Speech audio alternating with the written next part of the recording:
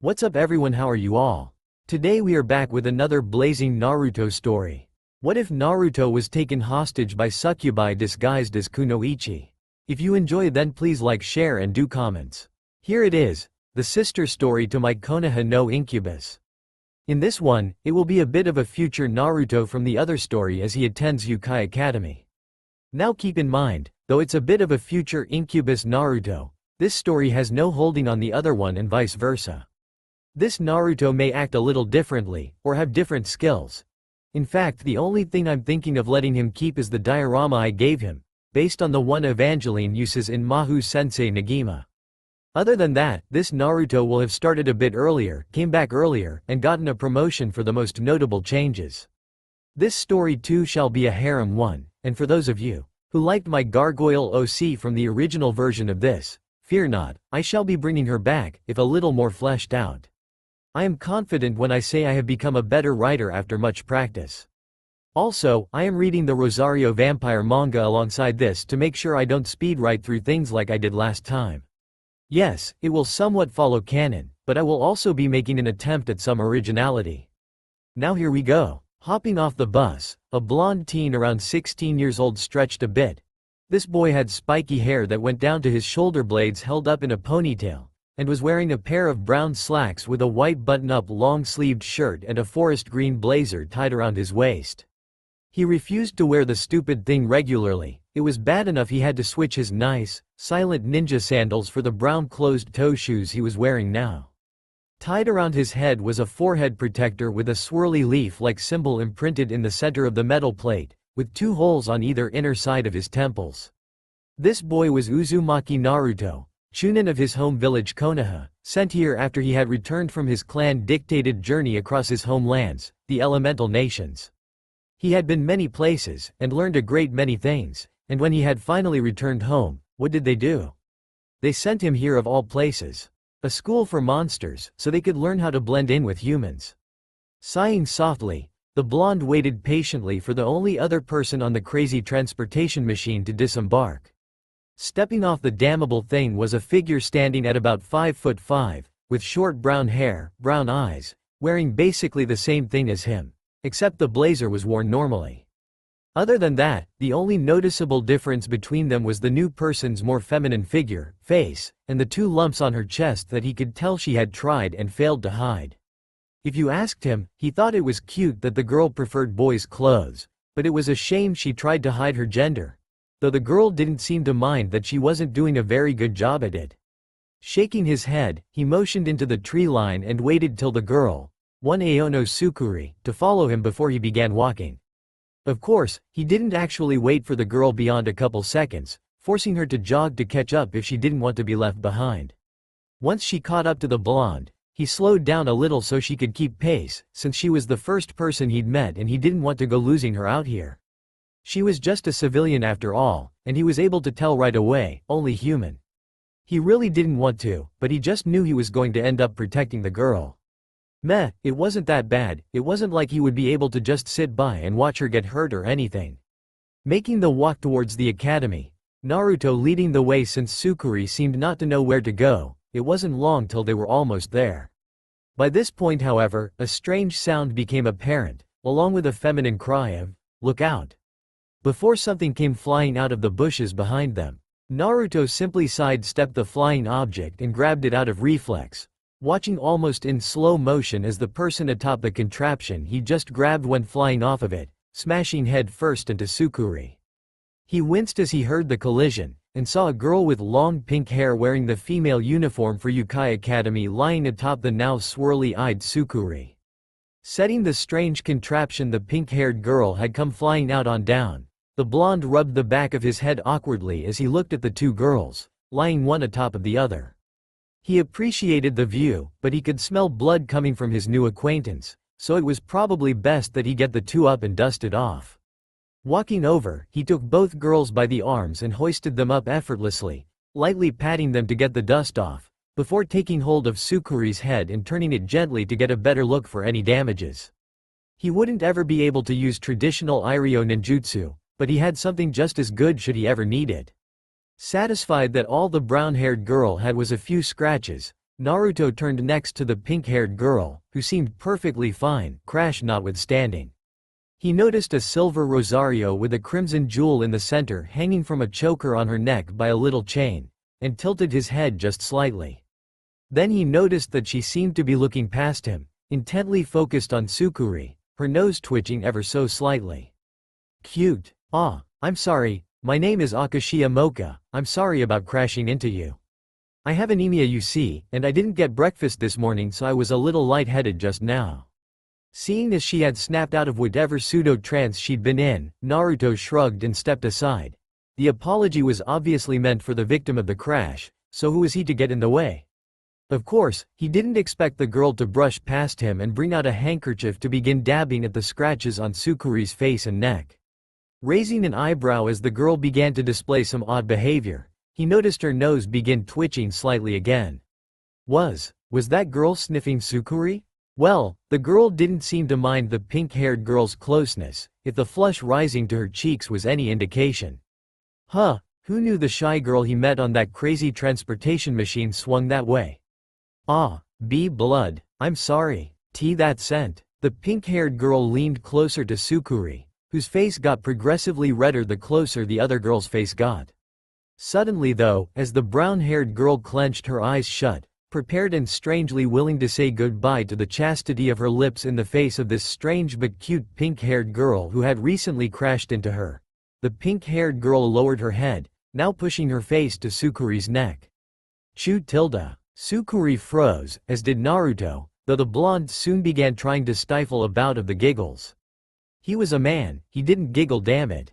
Still, it was hard to fight the sounds bubbling in his throat as he watched the brown-haired girl begin slowly starting to freak out as the recently introduced mocha seemed to drink her blood.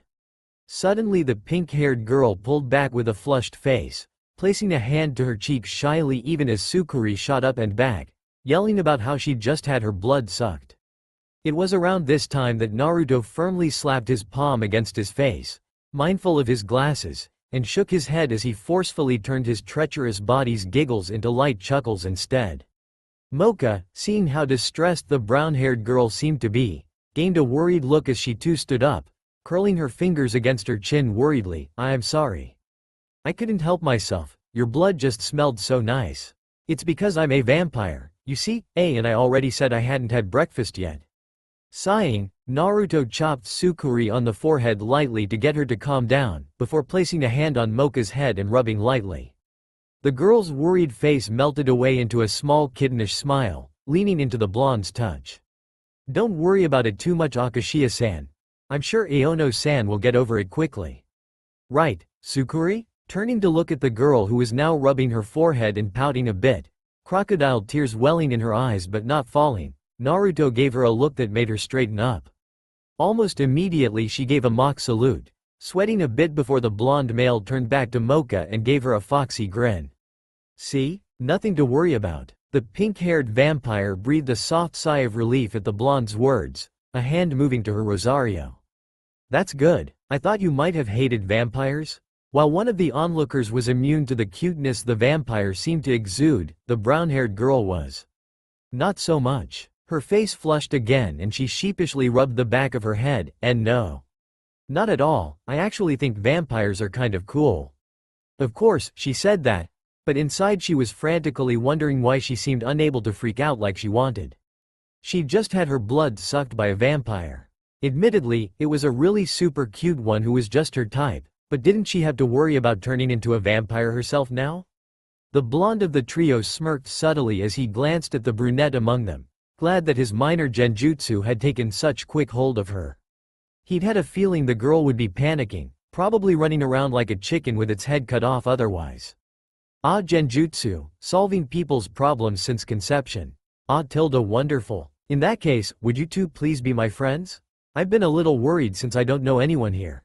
Ah, what are your names by the way? I apologize for eating before greeting. The girl bowed towards the two, though Naruto simply waved her off. She hadn't drunk his blood after all, so it was all good. Of course, if she had, she'd probably already have one hand down his pants. Nudging the brunette girl beside him, she looked up at him and he motioned at the patiently waiting pinkette with his chin. Ah, right. My name is Aono Sukuri, a pleasure to meet you.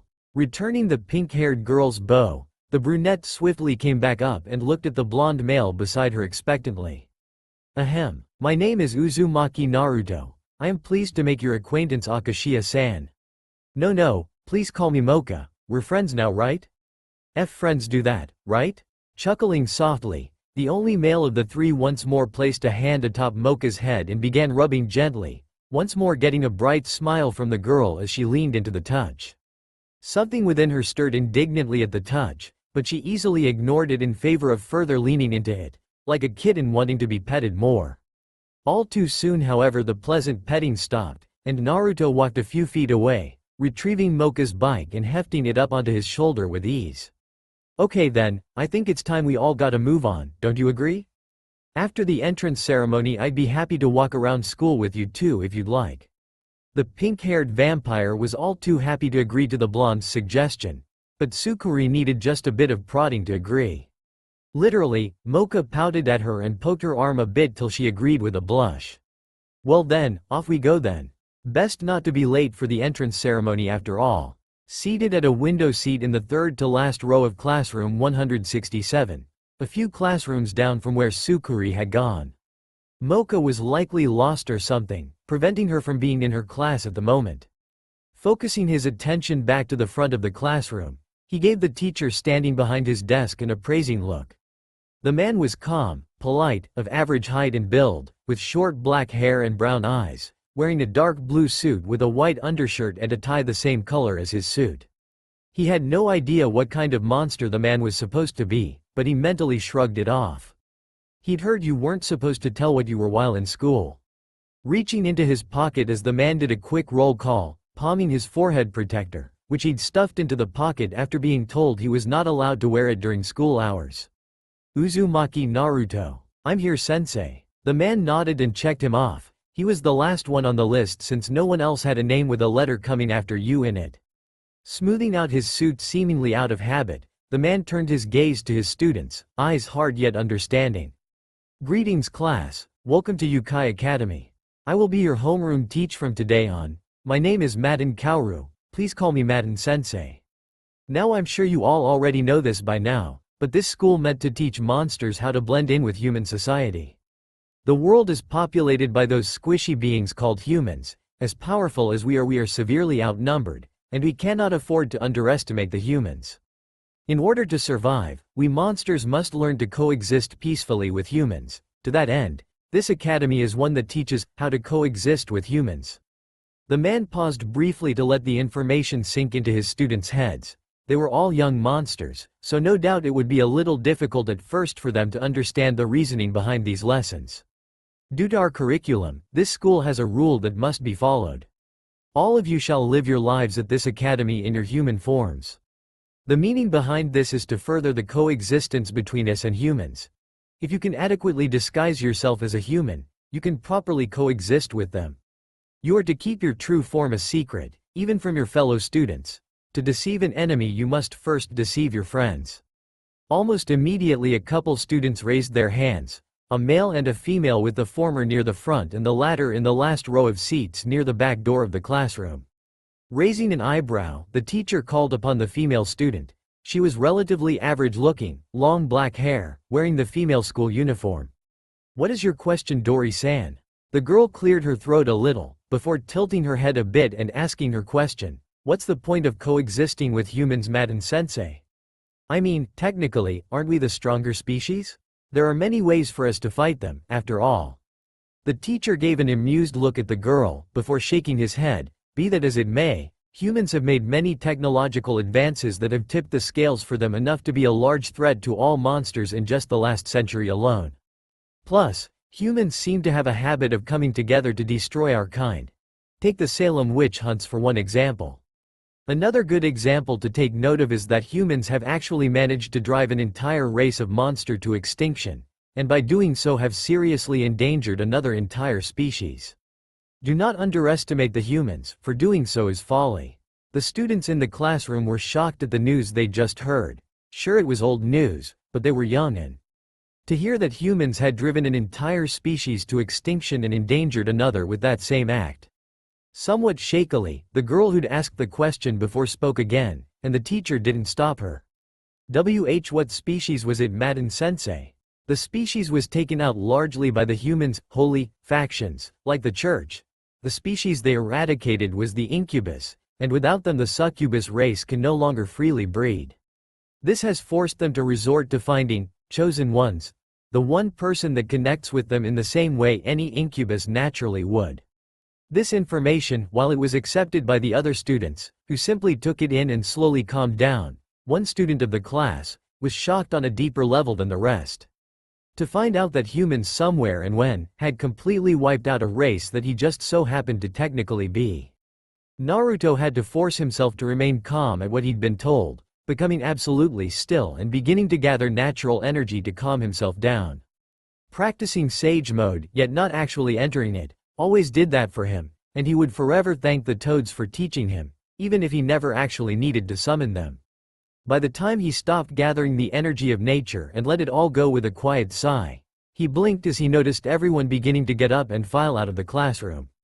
Sweat dropping, he swiftly began to do the same before anyone began to think he'd fallen asleep or something. The news about the incubi in other places had really shaken him, it seemed. There was one thing he knew for sure, and planned to do even as he slipped into the hallway, spotting Mocha and Succubi coming out of a classroom a few down from his own. The pink-haired vampire was hugging the brunette's arm to her chest, chatting happily with her, and that alone made the blonde smile. Just something about that happy and innocent girl kind of helped him with his troubled thoughts. Shaking his head, he jogged towards them till he was able to come up beside the two, startling them a little, though they both gave him a wave after seeing it was just him. "So, how was your first class today, girls?" Succubi seemed entirely too nervous to answer, but Mocha, who herself seemed completely oblivious to the looks her and the brunette girl were getting, was quick to answer herself. "It was great. I have Succubi-chan in the same first class as me." Naruto smiled and placed a hand on the pink-haired girl's head, rubbing gently and getting a content smile from the girl, who closed her eyes and leaned into the touch. With but a glance, his gaze shifted from the bubbly, innocent vampire to the nervous, almost jittery human girl next to the one he was petting.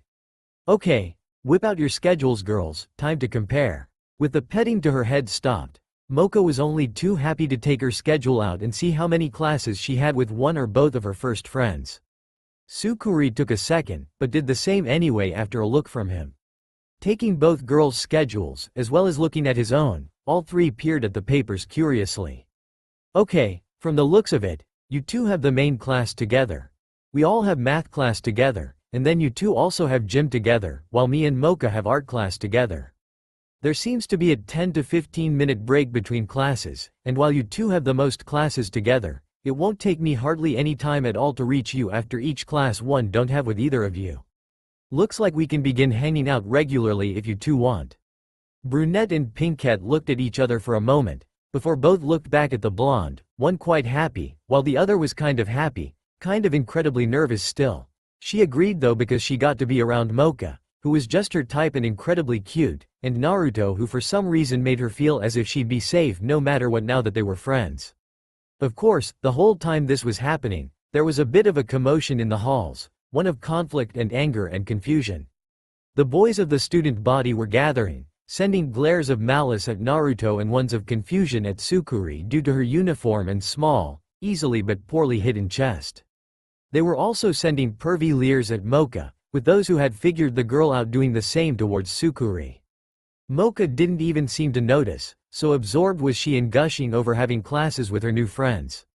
Succubi noticed though, and it only made her nervousness and anxiety almost shoot through the roof. Naruto sighed softly and made a mental note to speak with the girl privately soon. But first, reaching to begin petting Mocha's head, distracting the girl from what he was about to do by letting her lean into the head rubs, he slowly straightened from the slight relaxed slouch he had been in. The moment he fully straightened up, the sounds of the gathered male students seemed to die down around them, and even the oblivious Mocha cracked an eye open at the sudden silence. "Just what are you all doing, The voice that came out was calm, almost too sweet to have come from a male, and his kindly smiling face seemed to match the tone of his voice. There were just a couple of things that made everyone around the trio freeze and fear. And it actually made the two girls who were closest to him hug each other and shiver in terror, even though it wasn't aimed at them. Despite Naruto's kind-looking face and tone, eyes squinted shut like a fox, the dark aura and the demonic Hinea mask floating behind his left shoulder were currently scaring every student who saw it shitless. A few even passed out and wet their pants, foaming at the mouth. Well, almost immediately all the boys and girls scattered, though Naruto shot his hands out to grab Mocha and Succubi by the collars of their blazers before they could do the same. Just as quickly as it had appeared, it soon vanished and the blonde peeked his eyes open with a small smile as he turned back to his friends. Both girls seemed to have calmed down as soon as the terrifying aura and mask were gone, but the brunette was still quite shaken, envious of the pinkette's ability to simply forget the sight and feeling. What was that? What was what? I have no idea what you're talking about, Succubi. I was simply asking them a question. I wonder why they all ran away, Tilda? The brunette paled a little and blanched, stifling the urge to point at the boy and mention the mask and aura he'd used. She didn't want to remember it. Oh, such pretty girls. Hard to tell with the uniform on that one, but there's no mistaking those subtle curves. The voice broke all three out of the awkward situation, and they turned almost as one to see a tall boy with short black hair and a few piercings standing near them, hands in his pockets. Naruto raised an eyebrow, Succubi simply blanched again, while Mocha simply tilted her head a little. This was a boy from her class, wasn't it? Akashia Mocha and, oh no, Succubi, aren't you? I'm Komiya Saizo. Pleasure to meet you. At least it will be. Naruto's eyes narrowed ever so slightly at the boy standing before them as he came forward, intruding on their little circle. By the way, why are you two hanging out with this nobody? Why? The boy yelled out the last part as he tried to grab Naruto by the collar, presumably to lift him up and act superior. The slightly shorter blonde was having none of that. The moment the other boy's hand would have grabbed a fistful of his shirt near the collar, he had grabbed it and simply squeezed till there were a few cracks heard. Saizo glared at him before yanking his hand from his grasp, though the boy hid his pain by slipping the hand into his pocket again.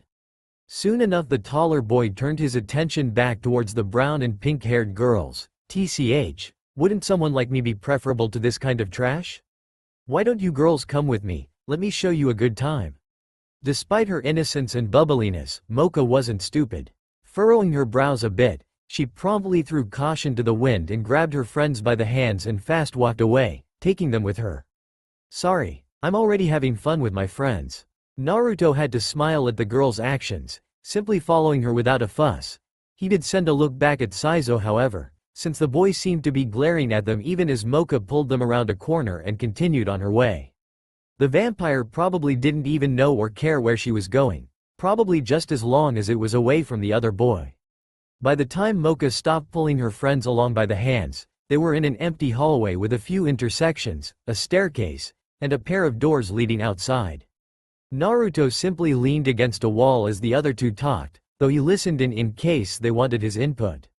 Of course, listening to the two and watching them was quite entertaining for the blonde, as Mocha seemed to be both embarrassing and exasperating Succubi with her words and how she acted without even meaning to.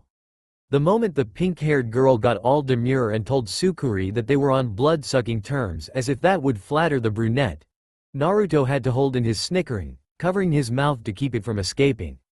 Of course, then the girl had to go and say something so misleading as it having been her first time. Naruto couldn't hold it in anymore as Succubi's face got progressively redder.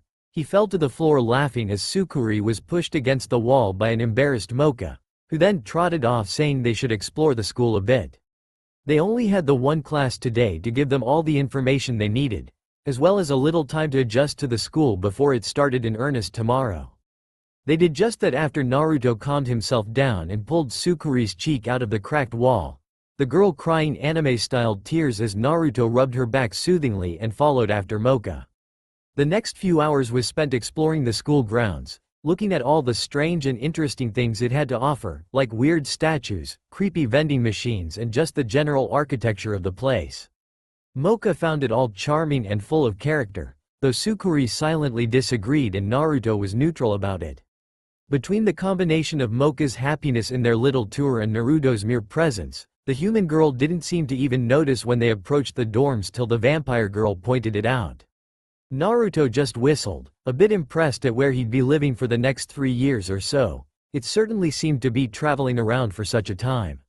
Placing a hand on the now comically crying brunette girl beside him, Naruto silently gave the girl courage with which to resume speaking with Mocha. So, Mocha, are you really a V-vampire? I mean, I have a hard time seeing it, because you look just like a human. The pink-haired girl giggled at the brunette's question, before smiling softly and placing a hand over the rosario hanging from her neck. Yes, I may not look it now, but that's because of this rosary. Take this off and I go from pretty human to a real, terrifying vampire. I get real scary and evil. You see, rosaries have the power to seal off a vampire's power. Something I took advantage of to seal mine away, since the original form I took was so hated. This left Succubi somewhat speechless, though her thoughts were going faster in response, not even noticing the pinkette getting closer till it was too late for her. Of course, sealed or not, I am still a vampire, so I still crave blood. It's my weakness, Tilda. The brunette's face flushed instantly again as she felt Mocha's lips against her neck, followed by a brief flash of pain as fangs sank into her flesh. The feel of the vampire she'd befriended feeding on her sent strange tingles up her spine, and she could do nothing till the other girl was gently pulled away from the human girl. Now Mocha, let's leave poor Succubi some blood to live with. If you need it so much, I don't mind sharing my own so she can have a little break. This got the vampire to blush even as she pouted at being taken from the delicious blood one of her new friends had. She realized she may have been taking advantage, but this was her first time having a real friend, and one with such tasty blood, that didn't mind that she was a vampire to boot. How was she supposed to hold herself back? Does that mean you don't mind? Sure, I don't mind at all, just promise to switch to me every so often so Succubi doesn't pass out. You wouldn't want her to injure herself, would you? Both girls looked at each other for a moment, one with a somewhat nervous face, though she tried to hide it so she didn't possibly hurt the other's feelings by making her think she didn't like having her suck her blood. She didn't really, but the other girl was so cute. While the other girl had a small pout on her face, hoping she wasn't about to make her new friends think she was the kind of vampire that would suck someone's blood, then just go sucking someone else's all willy-nilly. Neither was really sure about their feelings, both for reasons of their own, and Naruto was just waiting for an answer. It took a few more moments before Mocha turned back to him and gave him a shy little nod with a blush. Though, she got confused when instead of letting her get at his neck, he rolled up one of the sleeves on his button-up shirt and offered her his arm. What's this? It's my arm. We might make Succubi here a little jealous if you just went from drinking from her by the neck to drinking from me in the same spot, Tilda. We'll get to that level after getting to know each other a bit more, but till then we must be considerate of Succubi, nay? Both girls blushed for different reasons, the human girl because of the implications behind Naruto's words, and the vampire due to how considerate the blonde was being. Succubi felt as if the blonde was teasing her about her preferences and the fact Mocha seemed to default go for her neck for her blood. Said vampire girl however simply thought the blonde was being considerate to her conflicted feelings and the sacred bond of being on blood-sucking terms. From the neck. Naruto-kun. Arigato tilde chu tilde. Mocha took the offered arm and placed her lips against it, before sinking her fangs into it to begin sucking the blonde boy's blood. The moment it touched her tongue, though she had to fight back a naughty sound. It was so rich and tasty, on par with Succubi's blood, only it seemed to fill her with a heat her innocent mind couldn't describe. After having her fill, her cheeks were flushed and she felt a really pleasant but naughty heat in her stomach, right in the pit of it. And the only thing stopping her from doing something shameless in front of people was Naruto's hand on her head, petting her. A cooling sensation was spreading from the touch, and she let it wash over her with a small sigh, leaning into the petting. Well then, I think it's time you girls got to your part of the dorms and got settled in. I'm going to do the same, so I'll see you two later, okay? Oh, and Succubi, I need to talk to you later, so come by my room later, okay? I'll make sure my door has something to make you notice it easily, got it? The brunette girl blinked but nodded her head all the same, wondering what it was the boy wanted to talk to her about. She still felt a bit nervous because while she knew what Mocha was, she didn't know what anyone else was, including Naruto.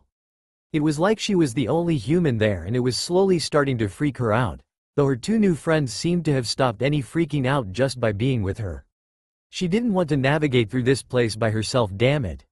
Several hours later, Naruto was just finishing with getting his room in order, unpacking what he had brought in some storage seals, and getting his room a bit personalized.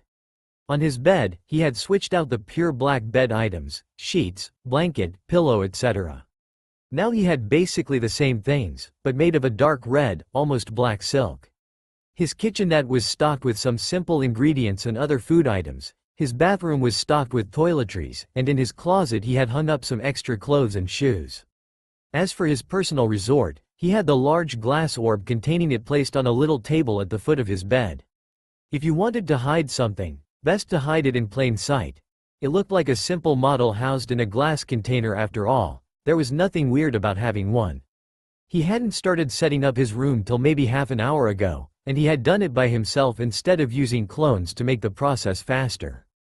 Getting too dependent on those things would make him lazy after all. Now the only thing he needed to do was wait for Succubi to arrive so he could have a little chat with her. Hopefully even help the human girl remain calm since she was obviously nervous as all hell about being in a school filled with monsters. Poor girl had probably thought it was going to be normal, if strangely named. Thankfully he wasn't kept waiting for long after finishing his room set up, a mere 10 minutes after he'd kicked back on his bed with his arms crossed behind his head. Hearing a soft, unsure knocking on his door, the blonde snickered a bit before getting up to answer the quiet knocks. When the door opened, the girl on the outside began to blush a little, fidgeting as well as she looked at her friend as he smiled at her. She was glad she got the right door. She had no idea what kind of misunderstanding could have happened if she'd gotten the wrong door, or what could have happened after. She was a simple girl, and only human. It wasn't like she could defend herself against monsters. For that matter, why would the boy she'd met on the bus and made the acquaintance of be inviting her to his room? Why did setting up her room and secretly panicking about her situation for a couple hours have to take so long? It wouldn't be long till curfew, a mere hour or so in fact. Shaking her head, Succubi gave a small bow to her blonde friend as he motioned for her to come in. There was a staff member that patrolled the male dorms, just as there was one patrolling the female dorms. But Naruto guessed that the male-side staff member didn't really care who did what until curfew. Shaking his own head, Naruto closed the door slowly after his lady friend had entered his room. Adjusting his glasses on his face, the lenses glinted ominously as he turned to face the girl, who was standing next to his kotatsu table. "Succubi, you're a human, right?" The girl immediately stiffened bodily at his question, beginning to sweat as her eyes darted around the room. She was probably looking for exits or something. "Calm down, I'm not going to tell anyone, exploit it, or do anything myself. My aim is to help you adjust and feel safe to what will be your new environment for the rest of your time here. You seem to like Mocha after all, and she certainly seems to like you, Tilda. However, if you would rather not be here, I can help you with dropping out, as it were. I merely want to let you know of the options available to you." The girl was glad the boy before her wasn't going to hurt her, or exploit her, or turn her in for being human, but that only made her more curious as to what he was. What kind of monster besides Mocha apparently was that nice? Options? I wasn't aware I had very many of those at this point. Sigh, and you don't really, Succubi. But the way I see it, you do have some. You could give a letter of withdrawal from school, in which case you would leave and never see Mocha again very likely. You could also choose to stay, continue to hang out with Mocha and me, possibly be found out and imprisoned, put to death, whatever they do with humans found here. Or lastly, you could stay here, and I can train you to protect yourself, possibly even give you something to help you do just that. With the first, Mocha will be sad for a while, but she literally just met you today, so it wouldn't be as bad as it otherwise would be, and you could simply be on your way back to a safe, entirely normal life. He paused then to give the brunette some time to think about that option and if she wanted to take it or not.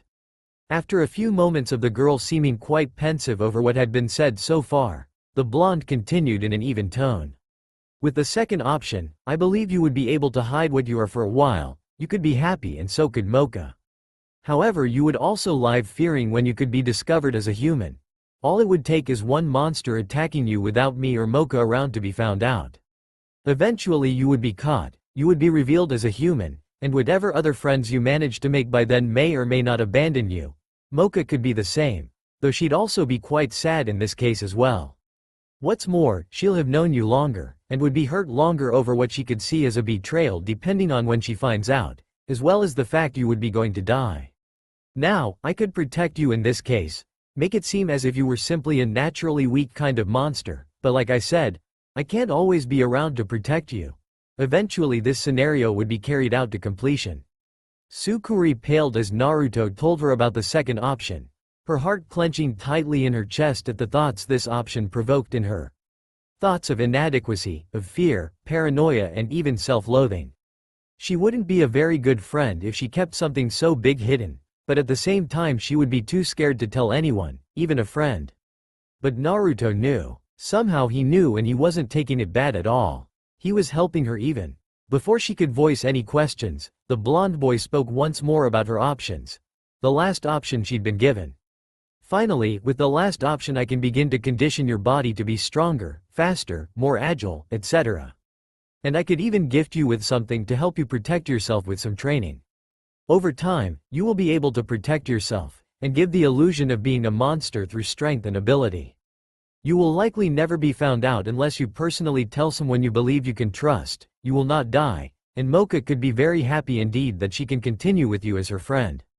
Finished speaking, Naruto stood before the girl now sitting on his bed with a deep in thought expression, brows furrowed, a small frown curving her lips down a little. She seemed conflicted about whether she wanted to leave or if she wanted to stay. She realized that he had given her 3 perfectly valid choices, and it was now up to her to choose which one she would take. Thinking about it, she couldn't blame him for the choices being difficult to choose from for an admittedly wishy-washy girl like her. He gave her the choice to simply leave soon, possibly the next day, which would hurt Mocha the least. She did in fact just meet the perky girl this very day. She was unsure how she felt about her despite thinking that the girl was just her type. She was also being given the option of staying, but doing things by herself, and his analysis was mostly true. Sure, there were variables that couldn't be accounted for, but for the most part the boy had no obligation to help her. His offer was purely out of the kindness of his heart. Sooner or later, if she tried to go this without his help, only his protection when he was able to give it, she would be found out sooner or later. And depending on when that was, Mocha could be hurt so much more than if she simply left the school as soon as possible. Then there was her last option. It sounded far-fetched, but it also kind of sounded too good to be true. The boy was offering to train her, which by itself seemed a little strange, and possibly give her some kind of probably strange item, or something to help her protect herself. Honestly, it did seem almost too good to be true. He was making it seem as if it were actually possible for a simple human like her to maybe blend in with a bunch of monsters, and maybe even gain some sense of safety from her own power, enough to not have to worry about being found out. Mocha certainly seemed like she would be happy if she could stick around indefinitely, but she still wouldn't know she was really human, and on the off chance that it was still possible someone found out if she took the third option. Naruto blinked as a look of brief pain came across Succubi's face, one of conflicting emotions and desires. Naruto-san, please help me. I want to stay here, to be friends with Mocha, with you, and make more friends here as well.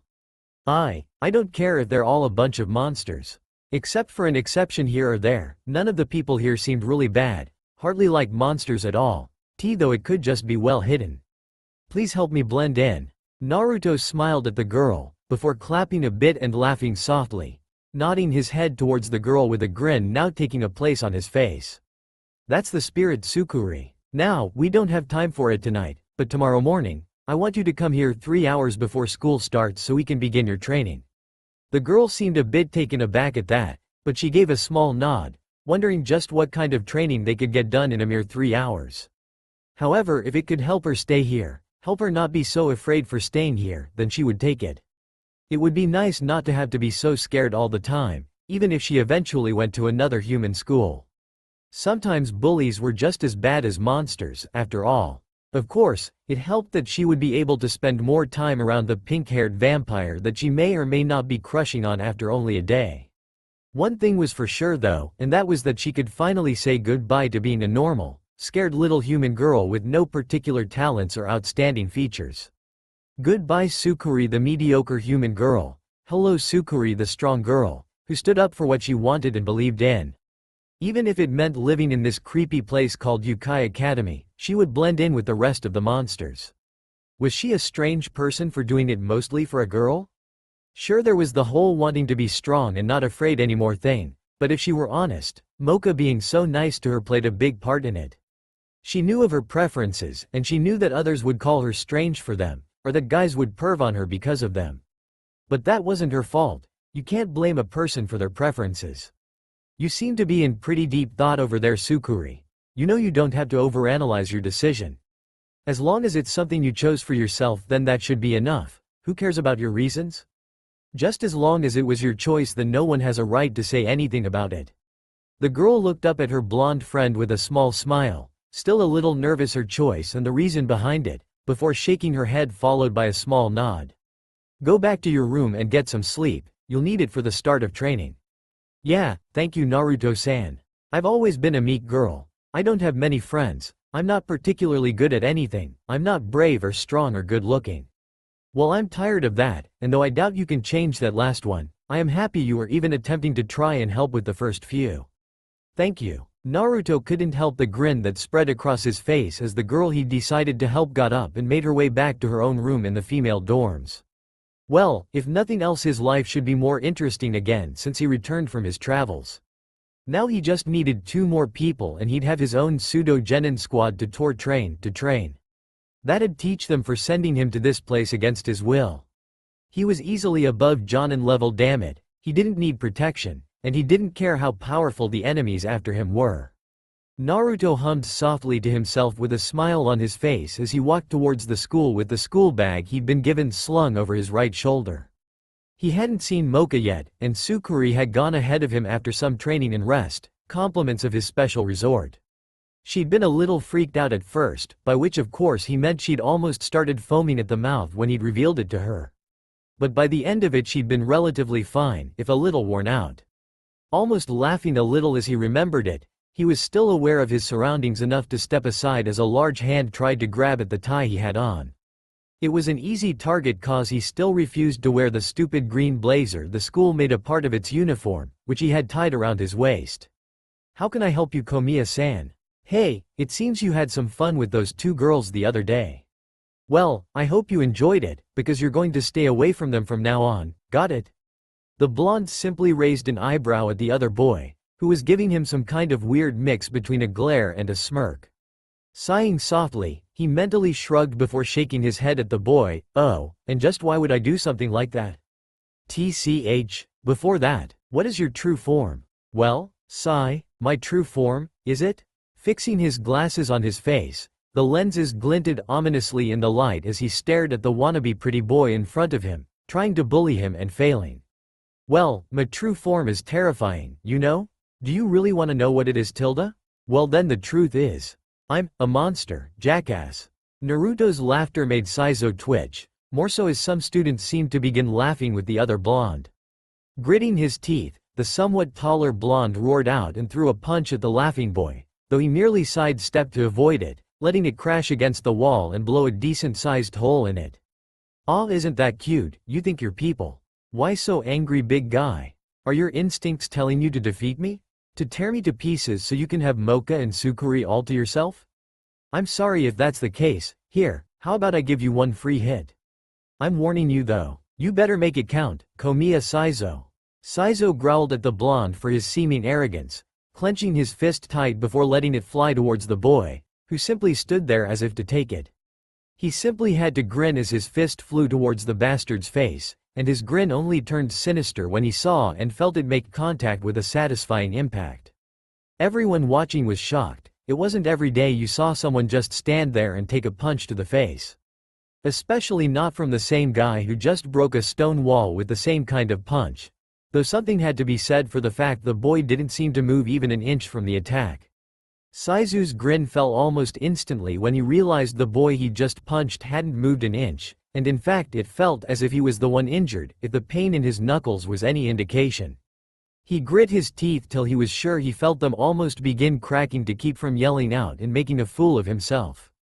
He wouldn't give this upstart the satisfaction of hearing his pain. Ah, well, I guess I simply had my hopes up too high. I was hoping to feel this punch after your last one broke apart that wall behind me. I guess someone before you already softened up that spot or something. Sigh. The wannabe bully growled loudly at Naruto's words, clenching his other fist, before pulling the one against the other boy's face back and letting the next fist fly towards his face. Naruto was having none of that however, and lifted a hand to catch the fist, stopping it cold when it made contact with his open palm. Sorry, you used up your one free shot. You wasted yours trying to be cute. You know, I really don't like guys like you. Guys who strut around as if they're above everyone else. Who try to take whatever they please as if it belongs to them, even if it's another person. Sure, your admittedly nice looks probably help you get the girls you want, but your attitude. It leaves much to be desired, and when they won't listen to you because of it, you likely use force.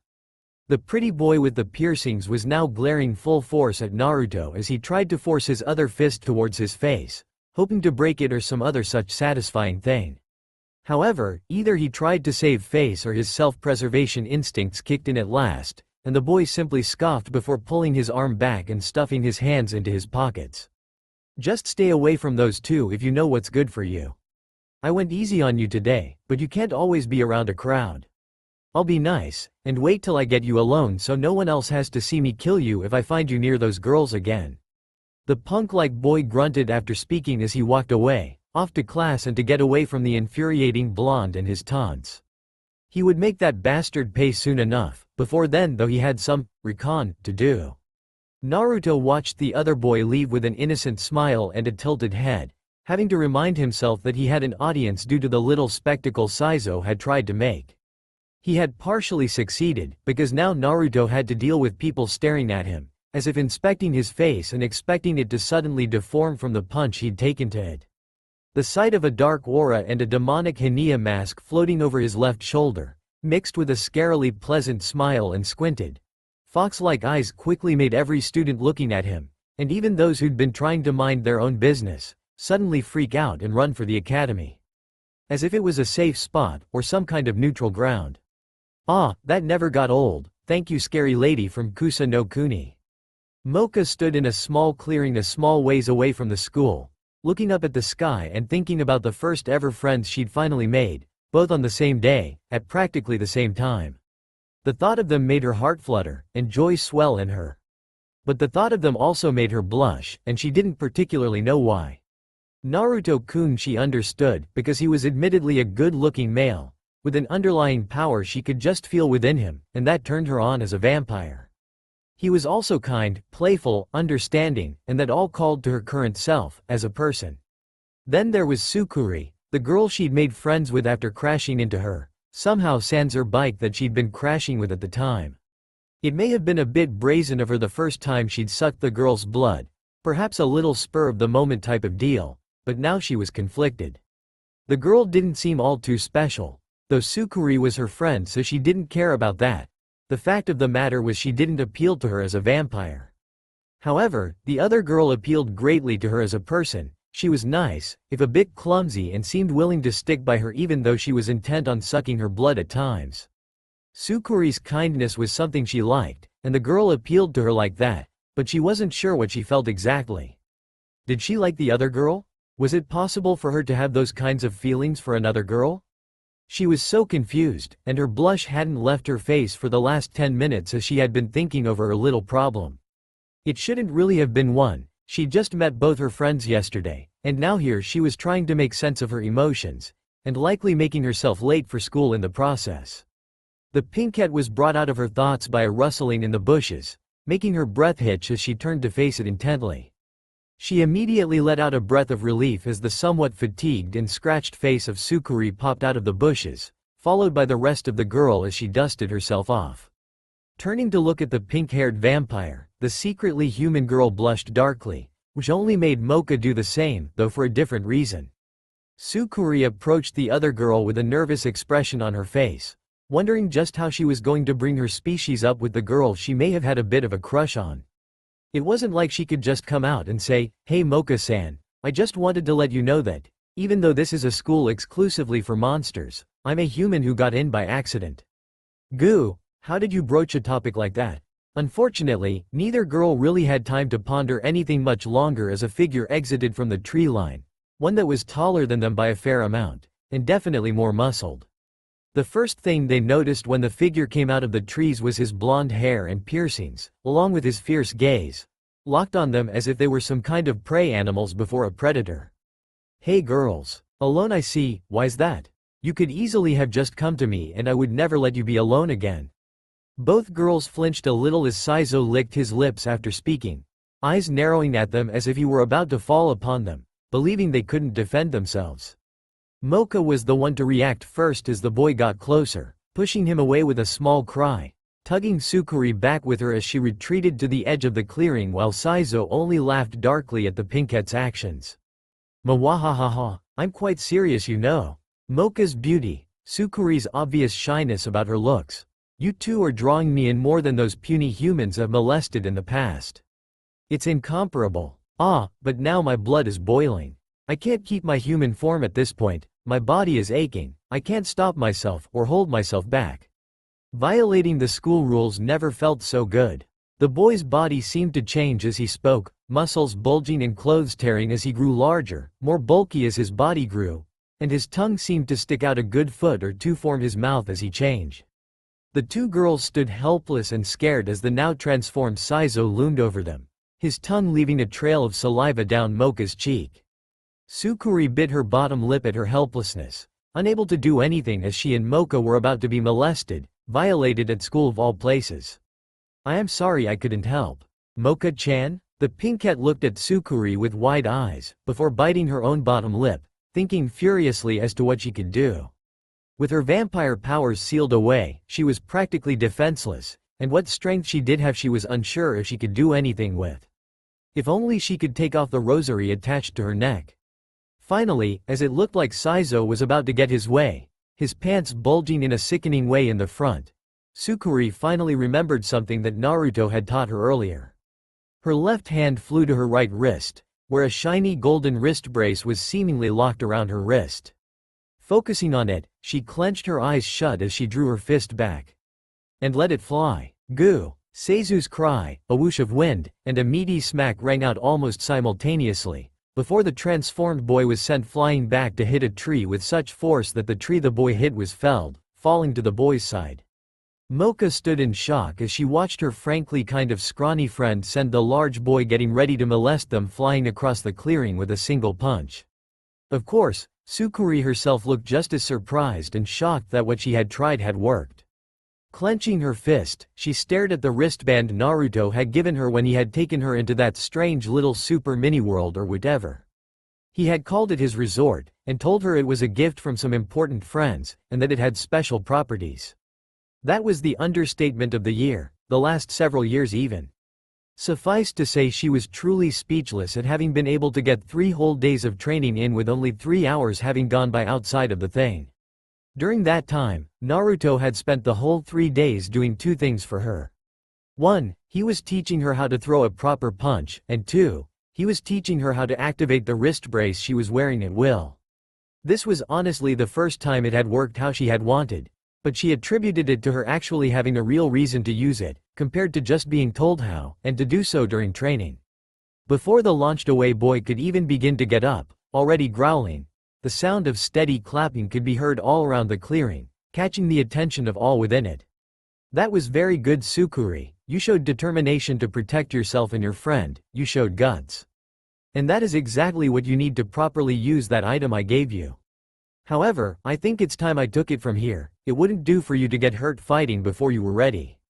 The obviously male voice somehow seemed to echo all around the clearing, and it was easily recognized by everyone there, filling 2 of the clearing's occupants with relief, and 1 with rage. He had told this little runt to stay away from these 2 girls. "Show yourself. I thought I warned you not to come near Mocha or Succubi again. Come out so I can destroy you, and at the same time, destroy any hope these 2 have before I take them as my own." There was a long, suffering sigh from right next to the fallen form of Komiya Saizo, drawing attention to the now revealed Naruto, who was simply leaning against a tree.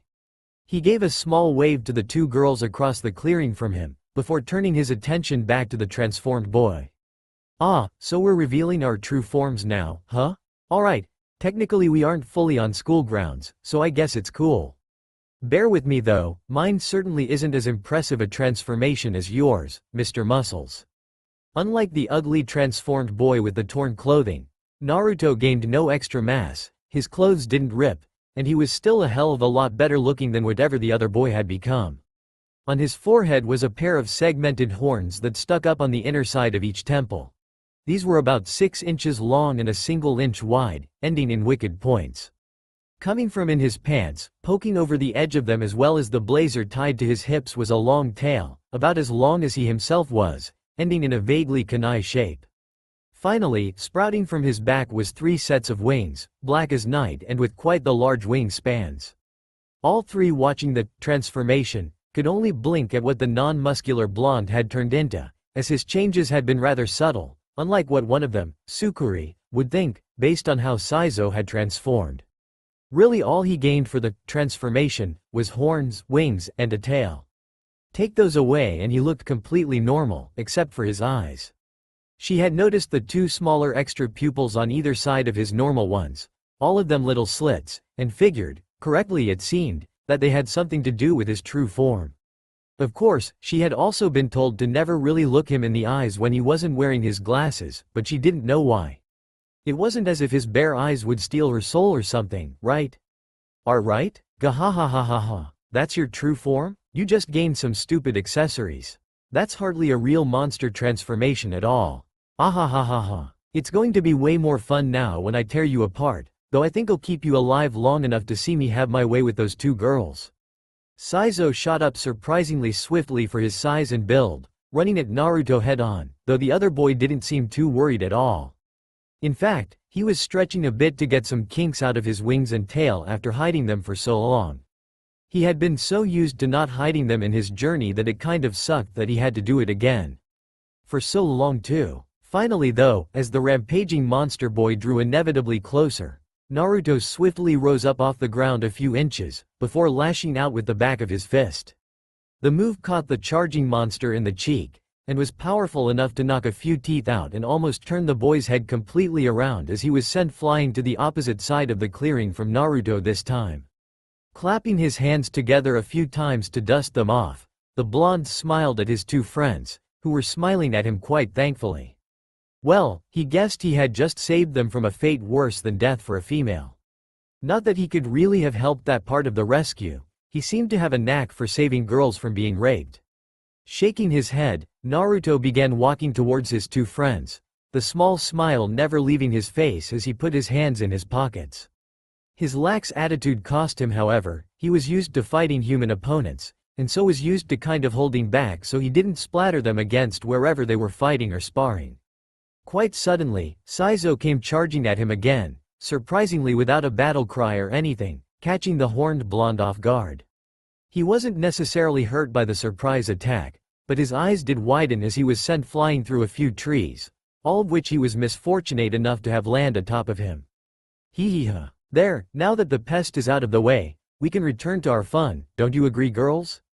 Turning back to advance on the girls again, Mocha and Succubi held back their tears as they looked at each other, before the brunette girl made a face, one of determination, and looked the pink-haired vampire in the eyes. If Saizo could turn into a real monster and Naruto apparently could too, then if she took off Mocha's rosary. Please, work. With a grab and a sharp yank, Mocha gasped with extra wide eyes as Succubi succeeded in pulling her rosary off its chain attached to the choker around her neck. Naruto groaned and threw the trees off him just in time to watch the sky darken, and the moon seemed to turn blood red. An incredible aura began to emanate from Mocha of all people, an incredibly suffocating and powerful aura, which seemed to be the cause of the freaky change in the atmosphere's color. Looking up, he was just in time to see a myriad of bats cover and cling to Mocha's body, before she began to change before everyone's eyes. Succubi, Naruto and Saizo watched almost entranced as the girl's hair turned from pink to a marvelous silver color, her eyes turning from a cute emerald green to a striking, almost bloody red with slit pupils.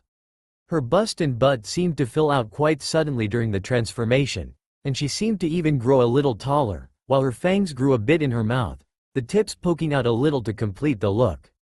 Once the bats were all gone from her body, The girl gained a look that wouldn't have fit on the pink-haired girl they knew, yet it seemed to completely work for the new version of the girl. She was a few inches taller, more filled out, and was releasing an awesome power that was almost palpable from her body. What is this? This awesome power I'm feeling? This isn't Akashiya Mocha, is it? Those eyes. That intense energy. This is the legendary vampire. The new Mocha smirked, before giving a soft scoff. What's wrong, rogue filth? I thought you wanted me. We're going to make me yours? Try to take me by force, if you would. Seizu's eyes narrowed to little slits as he growled at the new form of the girl he'd been after, shaking as he clenched his large fists, gritting his teeth so hard he could taste his gums bleeding a bit. The boy roared loudly and charged at the newly transformed girl, and a bit behind him Naruto had finally gotten himself up and back officially into the clearing. He was just in time too, and watched as the charging monster boy's attack was caught with ease, the new Mocha smirking at him. Coming at me with such pitiful power. Before thinking you can claim me, you should know your place. The girl lashed out then with a kick that made Seizu's eyes roll back into his head as he went flying towards Naruto, who caught the boy with a grin, noticing how the boy had been knocked unconscious by the kick. He really needed to stop holding himself back now that he was basically surrounded by people who could survive his supernatural strength. Such a large monster with nothing to show for it. Truly such trash is the pinnacle of idiocy for thinking he could surpass me in a contest of strength, enough to claim me as his own. The new Mocha said, approaching the blonde boy now holding Saizo slung over his shoulder with a mischievous grin on his face. Naruto noticed this, and gave the girl his full attention out of courtesy, his tail swishing around slowly behind him, and already he was silently lamenting that he'd have to hide his awesome features again soon. Is there something I can do for you, Mocha? The girl looked at him for a moment, gaze intense as her eyes roved over him, as if trying to find out just what it was that he, was. She had never seen something like him before, and the only monsters that came close to what this blonde boy looked like were an all-female race of monsters.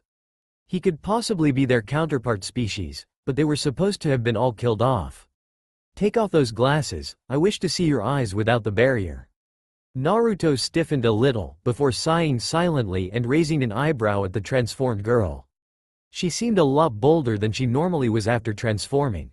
Seeing her beginning to slowly scowl at him however, he swiftly decided it would be better to obey for now, since it would be more trouble than it was worth to argue with her. Instead he simply slowly removed his glasses from his face, keeping his eyes closed till he was once more faced with Mocha, before opening his eyes slowly. The girl looked him in the eyes intently, till the lightly glowing blue orbs she was looking into fully opened, and her face bloomed with heat.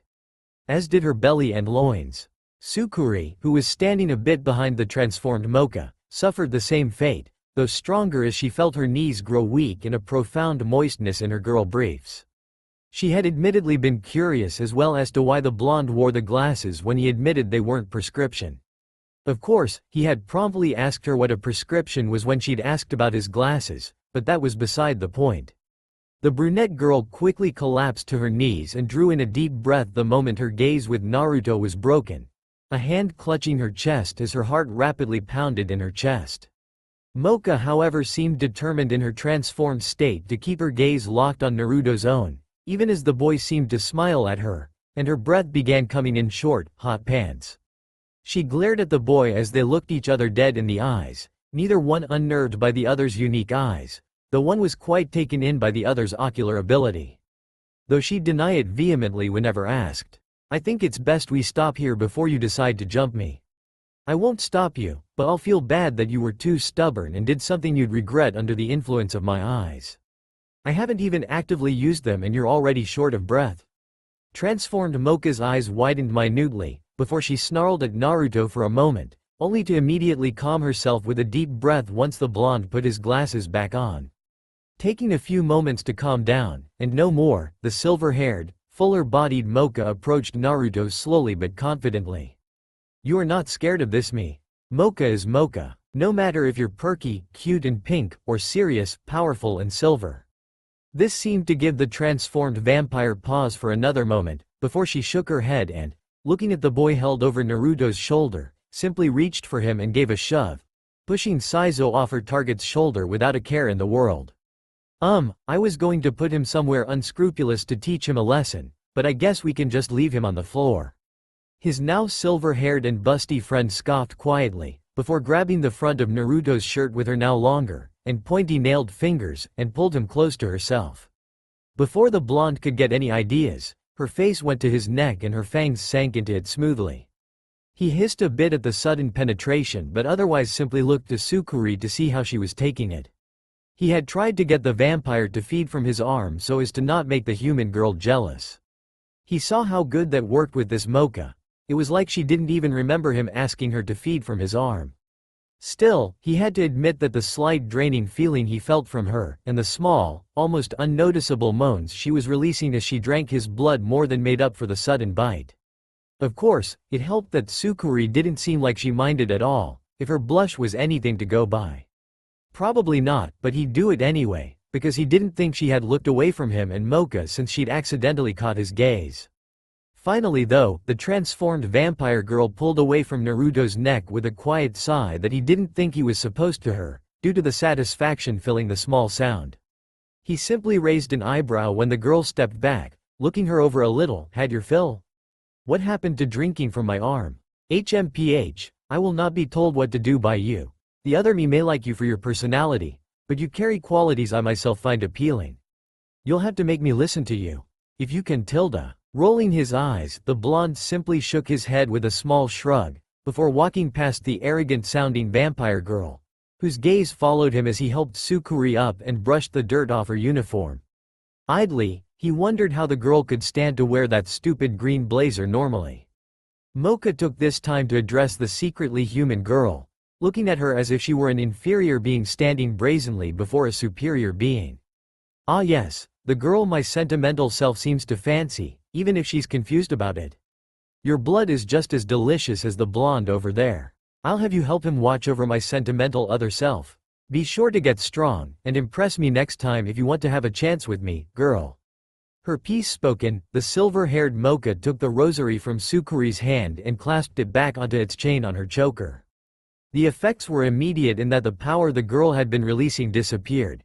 Her body slimmed back down while her hair and eye colors changed back to pink and green respectively. The girl also seemed entirely exhausted. With a sigh, Naruto picked the sleepy vampire girl up in a piggyback carry, hands held under her knees as her arms almost instinctively wrapped around his neck. Turning to Succubi, he gave the girl a smile as his special features slowly disappeared. "Succubi, why don't you go on ahead to school? You'll be late, but it should be fine. I'm going to take Mocha back to her room and then tell her teachers that she wasn't feeling too well, and so will be missing the technical first day of school." The brunette girl nodded her head slowly, seeming a little unsure, but trusting the blonde's judgment. If he figured the girl needed to rest, then she would damn sure help in making it known the girl wasn't feeling good today. As she jogged a little shakily off towards the school, Succubi couldn't help but smile as she remembered the hit she'd landed on Saizo, and how powerful she'd felt when her strike had sent him so far. She was definitely on her way to being able to stay here, and explore her feelings for Mocha properly. Succubi sighed as she rubbed at her sore shoulders on her way to the academy from the dorms. She hadn't seen Mocha, so she guessed she left before the girl or something. This time Naruto had had her come to his room 5 hours before school started, giving her relatively little rest or energy. Naruto had allowed the girls a few hours of extra rest before training in the resort after she showed up on his doorstep in her pajamas with her blanket wrapped around her like a portable cocoon. There was also a flash or something, but she couldn't remember too well. Over the 5 hours before school, Succubi was trained into the ground by Naruto, given no mercy for her gender or status as a friend. If anything, that second one only seemed to make the blonde push her harder. Her shoulders were sore now from the training she'd been doing. Not that her shoulders were her only sore part, but they were definitely catching most of the stress in her time learning under Naruto. Speaking of said boy, he had refused to tell her while training her just what it was that he, well, was. Every time she asked, he'd simply keep his mouth shut, only opening it to tell her to do another lap of the resort's roof, or another set of the weights he had her lift. She figured by the end of her physical conditioning, she'd either have a fear, hatred for running laps and lifting weights, or she'd be doing one of the two out of habit without realizing it. Sighing softly as she broke herself out of her thoughts about pesky blondes and instead focusing on where her cute vampire friend was, Succubi looked around a bit to take a cursory glance of her surroundings. She admitted she probably zoned out a bit, but hey, no one had tried to do anything, so she called it a win. And the bonus just peeked through the crowd, waving to her with her pink hair flowing behind her as she ran.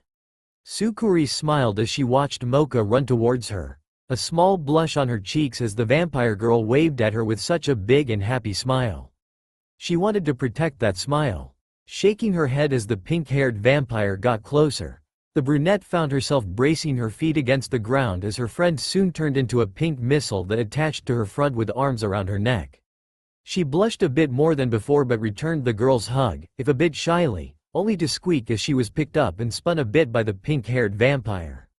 All around them Succubi could hear the male students getting riled up at the display of affection between the two females. Mocha's beauty matched kind-heartedly with Succubi's almost plain looks. Silently, the brunette cried animated tears at her luck in the body department, though she hid the comedic tears from Mocha. It wasn't her fault she looked so plain. She blamed her parents for not passing on the proper genes to her. If only she could have been pretty like Mocha. Mentally shrugging at that particular thought, she settled for giving the vampire a little squeeze before releasing her, only for both girls to jump a little when they found Naruto standing right next to them whistling a small tune. Both females then noticed just how oddly silent it had gotten around them after they had noticed the blonde. Looking at each other, then at Naruto, the girls shrugged before both grinned a little, taking a side of the blonde and leaning up against him. He didn't seem to mind, though they silently chalked up a little victory for themselves at getting a small blush from the boy for their actions. For something spur of the moment, it was surprisingly fun. Later in the day, a few classes had already passed the three friends by, and we now find Naruto standing in a class that seemed to be built around several, maybe a couple dozen, kitchenettes. The teacher was a woman wearing an outfit typical of a chef, sans the hat, and she looked as if she could be a foreigner, though there wasn't any accent in her voice. Currently he was standing next to a blue-haired girl wearing a slightly gaudy yellow sweater over the school uniform instead of the awful green lady's jacket. He noticed that while it gave the illusion of quite a large bust, it was just that, an illusion made by the sweater pushing them together and upward. They were still fairly big, just not as big as the sweater made them out to be.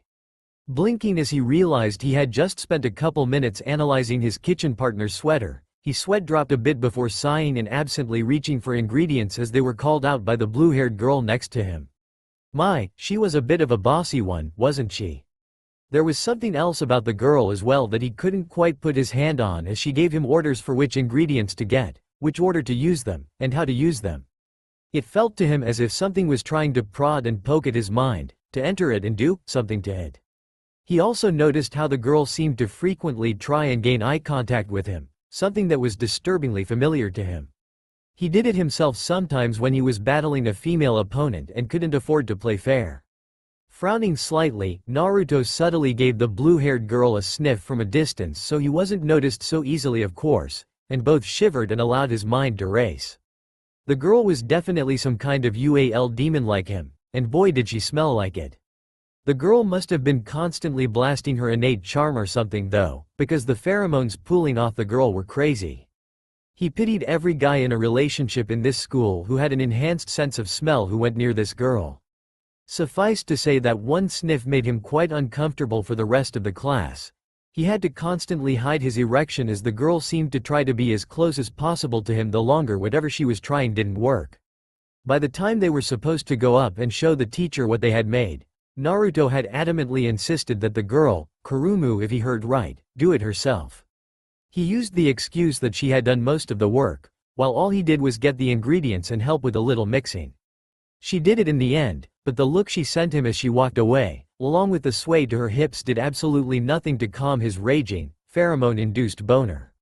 In the end, he had to resort to calling his tail under his pants and using it to point his hard-on into one of his pants legs till it went down. It didn't help that he could feel himself throbbing against his thigh since the moment he did it. As the bell rang to signal class ending, he tightened his tail around himself under his pants and hoped it worked to hide his somewhat forced arousal as he walked as quickly yet nonchalantly as he could out of the classroom. Once he was away from the blue-haired girl, No doubt a succubus with those pheromones, he was thankful to feel his body heat going down, and though it took a moment or two of concentration, his not-so-little friend also calmed down. His problem taken care of for the most part, he dismissed his tail and took off to find Mocha and Succubi, who he figured he'd be able to find together at this time. They had both just had gym class if he remembered their schedules correct, and next was lunch, something he knew Succubi wouldn't miss. Especially after she'd started her training, she was starting to become a little more energetic, and began needing a bit more food than usual as well. Shaking his head, he cut through a nearby hall to try and head his friends off at the cafeteria, only to see a very strange sight as he rounded the corner. There was a girl leaning against the wall just shaking, as if she were trying to move but couldn't seem to do it. As soon as he had stopped, her eyes snapped over to him, looking positively pleading. She was actually quite attractive, with seemingly unblemished fair skin, shoulder-length red hair, cute pink lips, a full figure with lovely hips and a decent D-cup bust. She was wearing the girls' school uniform, though somehow she had gotten away with switching the lady's jacket with a brown leather one that stopped around her navel. Sweat dropping as the girl pouted at him, he shook his head and approached her, getting a soft sigh from the girl. "Thanks man, I forgot to do my stretches last night, so I'm all stiff today. Though, I wonder why it didn't set in till just now. Ah, never mind that, just start moving my joints around till I can do it myself. Warmth helps too, ya know." Nodding and reaching for the girl's arms first, he uncrossed them and began to slowly work them despite the awkwardness of the situation. Soon, her arms were acting a bit more flexible and not stuck in one place, though she continued to move them and stretch them after they got moving just to be sure. Naruto meanwhile got started on the girl's left leg, using one hand to steady the girl as his other hand lifted and bent her leg rhythmically. "So, why do you need to stretch with such urgency? It's like you were all locked up in your own body." The girl who'd appeared stuck leaning against the wall blushed a little as she continued working her stiff, somewhat sore muscles, including the leg that her blonde helper had gotten unstuck for her while he worked carefully on the other leg. "I'm a zombie, you see, so I have to make sure I stretch before bed, and sometimes even when I wake up. Otherwise I'll get all stiff and look like a stereotypical undead gal. I in movement anyway, it's not like I'll rot or anything."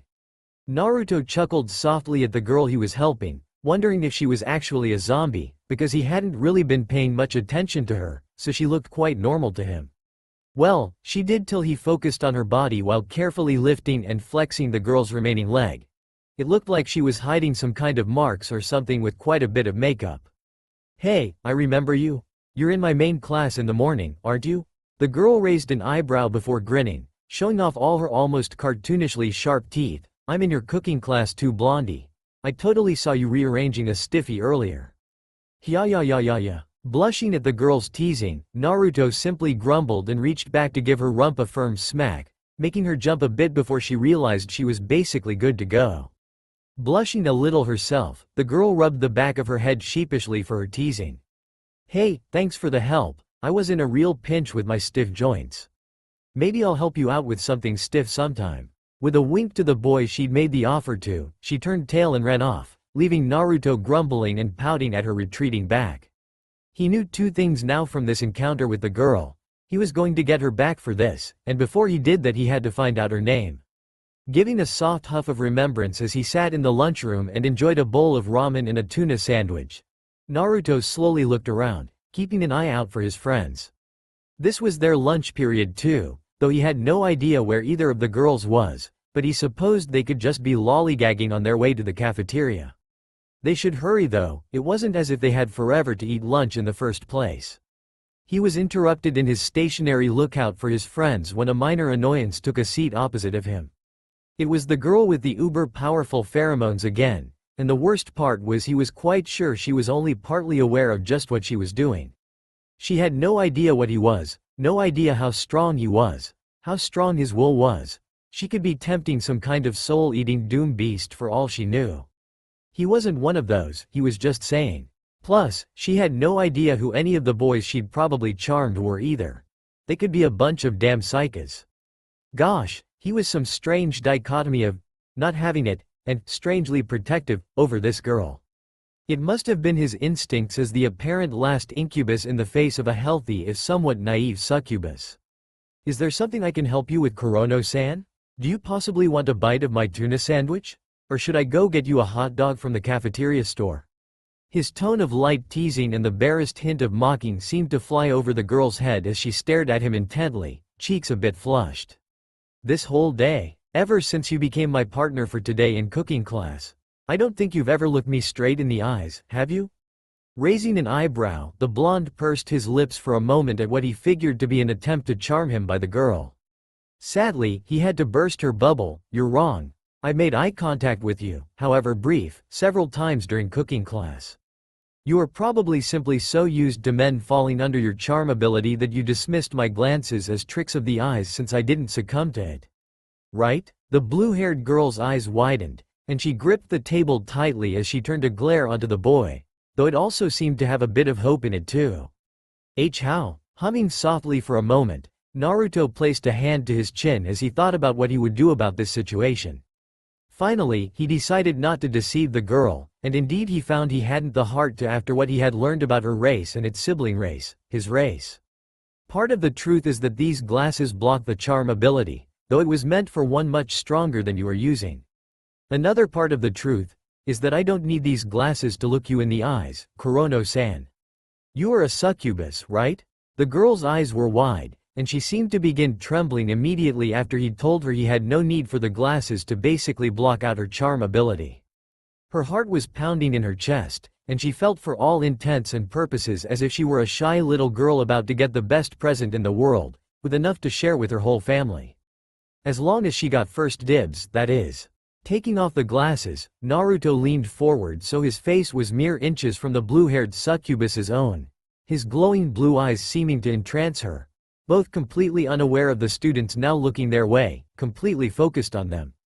Of course, all the jealous masses saw was the up-and-coming good-looker of the school leaning his face region close to that of one of the whitest girls in school's own face region. The latter's face bloomed into a blush and tears welled in her eyes, before she ran out of the cafeteria yelling that she had to make a very important phone call. This left the blonde who'd caused the little scene to nonchalantly go back to eating his lunch, though he had simply given up on his friends meeting him here. So, while ignoring the now glaring and/or staring masses of the cafeteria, the blonde scarfed down his remaining food and tossed the refuse in the trash can. He had some girlies to find. Whistling softly to himself as he walked through the halls for the last 10 or so minutes before lunch ended, after which he would need his two friends anyway due to having the same class next period. One blonde ninja was having a surprising hell of a time finding two girls who should have stuck out like sore thumbs. One because of her cute and bubbly looks and personality as well as bright pink hair color, and the other because admittedly she looked kind of noticeably plain next to the pink-haired girl. Surprisingly enough, and something that made him vow to increase his own training in certain areas, one of the girls he was looking for came running into him from a side hallway. She looked a bit frustrated, and possibly upset, so the first thing Naruto did was begin petting the girl's head. Unfortunately, he forgot that only worked on Mocha. Succubi quickly smacked his hand away from her head with a pout, before looking at him suspiciously. Okay, what's with the look? I swear to the log I haven't done anything bad yet. Giving the blonde a look that told him she had caught that, yet, part. She shook her head and crossed her arms over her chest. It's not that, it's just. Well, a few minutes ago we saw you getting real close with this blue-haired girl. Do you know her? Blinking this time, the blonde gave a small, non-committal shrug. I can't say I know her, per se. I mean she's in my cooking class, but that's it. Well, no, there is one thing. I told her what I am earlier. That's probably what you two saw. The news of what I am was bound to make that particular girl a bit more than just happy. Succubi shook her head and frowned as she moved her hands to her hips, looking at Naruto with a surprisingly stern expression for the human girl. She was improving tilde. Well, that girl just confronted Mocha and told her to stay away from you if she knew what was good for her. She aimed that at me too, by the way, so just a little miffed. Naruto chuckled at this, bringing a look of consternation to the brunette girl's face before the blonde patted her head a couple times, removing his hand before she could bat it away defiantly. Don't worry, I plan to nip whatever she's planning in the bud. I just hope revealing myself to her doesn't have any more consequences I won't know about till someone comes and tells me about it.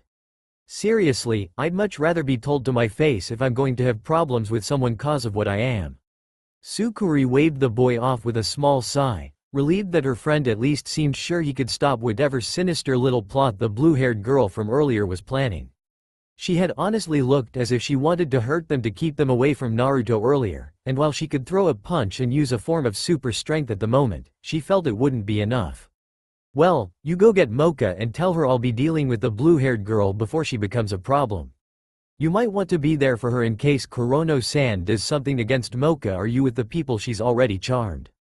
Kurono Kurumu had a haughty look on her face as she strutted down the hallways of the school towards her next class, math, which unfortunately she had with those two she'd threatened earlier.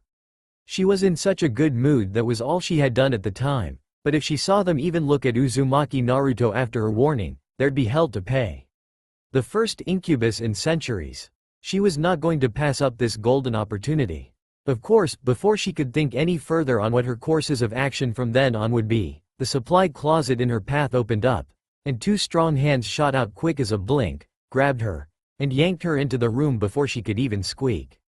Before she knew it, she was in a dark room, the only sound being the door being locked, and she could feel her hands being swiftly and expertly tied behind her back in a way that even robbed her of the use of her fingers. If she tried extending her nails, she'd only end up stabbing herself and destroying her hands. What's goi mmmph? Her frantic question was cut off when a gag was placed in her mouth, and quicker than she could begin struggling in earnest. Her entire body was bound in a way she'd find almost artistic if it weren't her being tied up. Just as she was about to start crying and transforming sans the claws to attempt an escape, a voice spoke into her left ear, accompanied by hot breath that made her involuntarily shiver. You've been a bad girl, Kurono-san. Tilda, what's this I hear about you threatening my friends if they come near me again? Tisk tisk tisk. You've been a very bad girl. And bad girls get spanked, Tilda. The whispering soon stopped, leaving her wide-eyed as she could still see nothing in the dark, and even though she now knew who had captured her, there was still some fear over what he'd said. She'd never been spanked before, her mother never saw a use for it, and her father.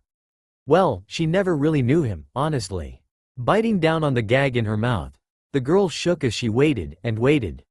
Only to give a muffled cry past the gag as a firm hand finally cracked sharply against her ass, allowing her to notice that her skirt had either been removed or flipped up, because that smack had landed right on the tender flesh of her ass that her practically tiny panties didn't cover. Curse her promiscuous manner of dress. This same pattern repeated for 5 minutes. Kurumu would be let to wait anxiously for the next smack of a hand on her ass, and she would almost always be somehow lured into a false sense of readiness when it suddenly surprised her by cracking against her ass again.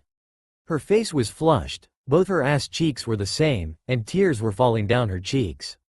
The voice came back then, and her breath hitched in a pseudo-hiccup. Do you still plan on threatening my friends for being near me? I can assure you, I will carry out your punishment much longer. We can simply be in here for the entire math class, Tilda. However, if you promise to leave them alone, perhaps become our friend instead of our enemy. That would make you a good girl, and as the opposite of a bad girl, good girls get rewarded, Tilda.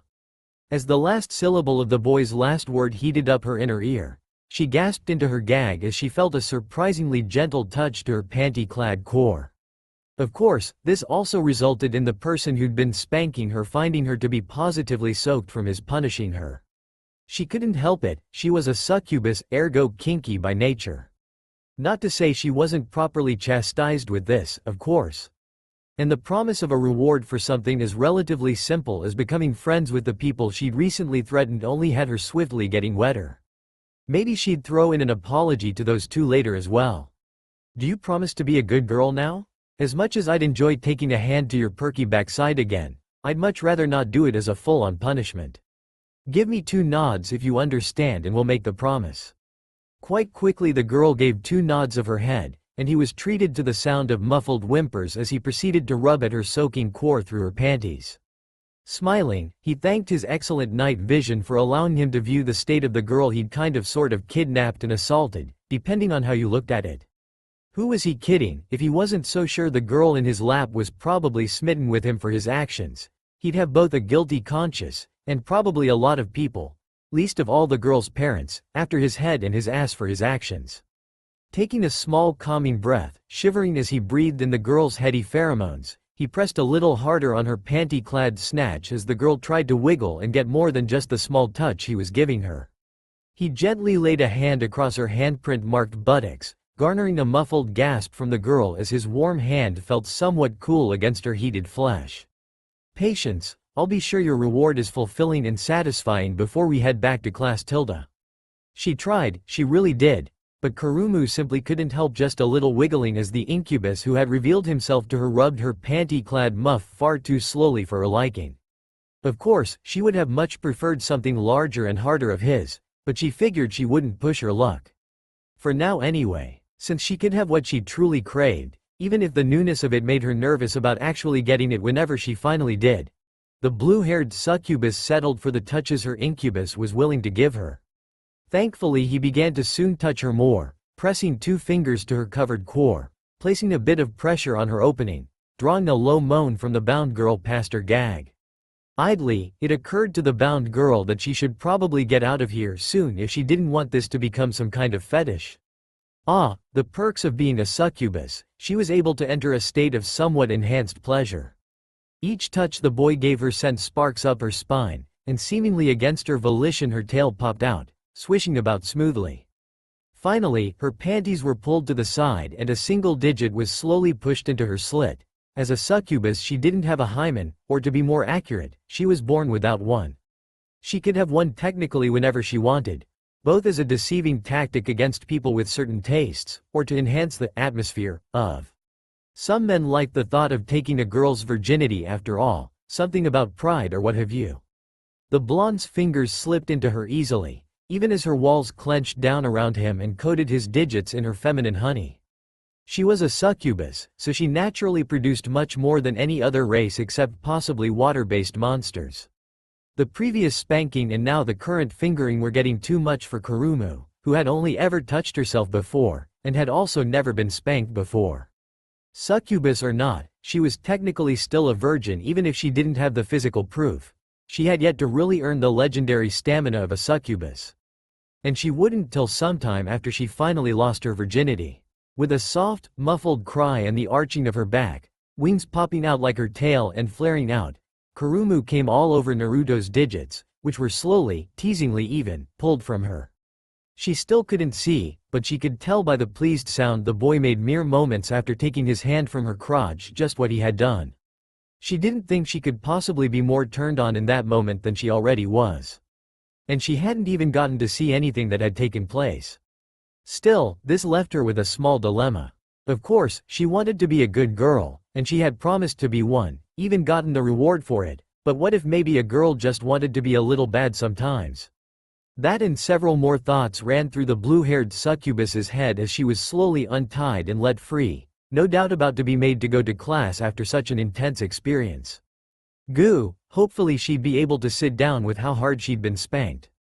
School ended relatively quickly after his encounter with Kurumu, setting the girl straight in a way she would understand.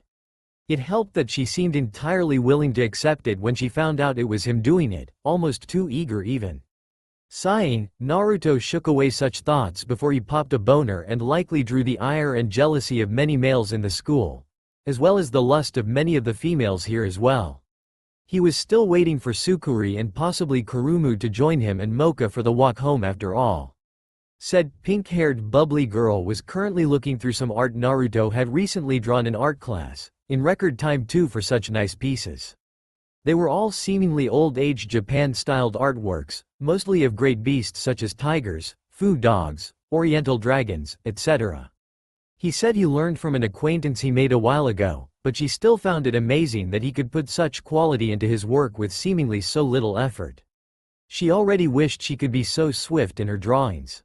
Of course, when she'd voiced such to Naruto, he had pointed out that all his drawings, while giving the illusion of being elaborate and elegant, were actually quite simple.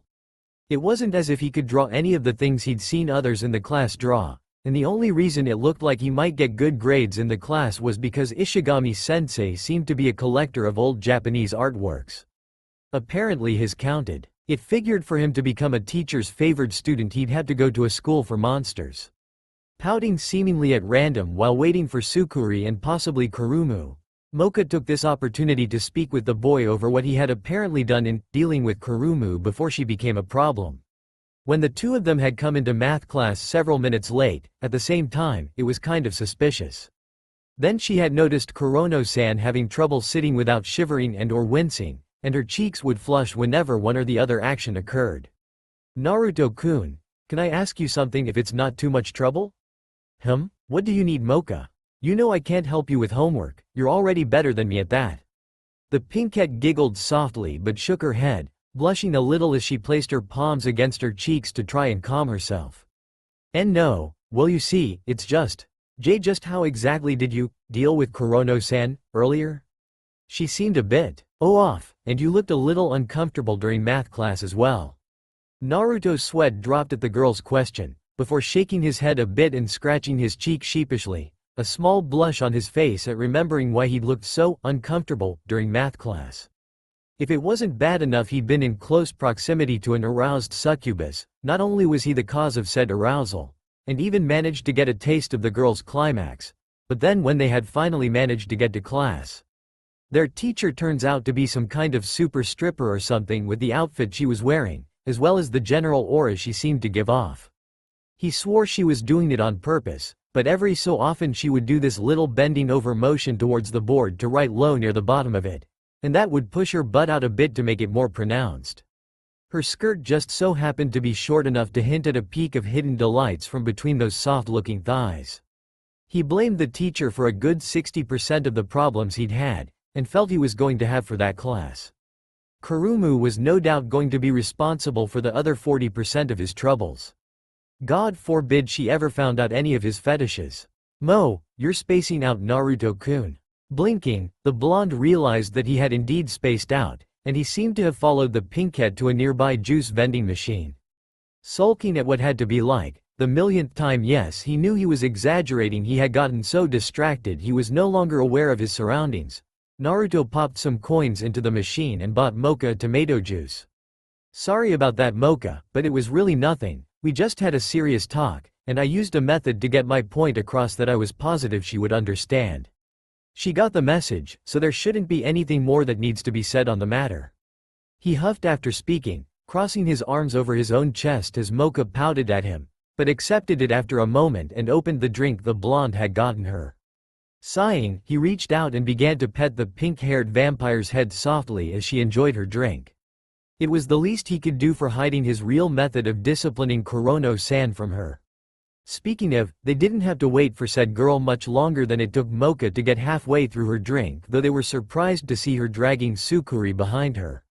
Her smile, however, if nothing else, told them that she had no malicious intent in her actions. Imagine Mocha's surprise when the blue-haired girl placed the disgruntled Succubi next to her and gave them both a decently low bow at the waist. She had honestly not expected this, but it made her heart flutter with joy that she might have another friend now, so soon after starting school. That would make 3 in about as many days. I apologize for the way I acted earlier, I was out of line no matter how ecstatic I was about what I'd heard before threatening you. I take back all that I said, and ask your forgiveness, and if possible your friendship. Anyone who is friends with Naruto-kun is a friend of mine after all.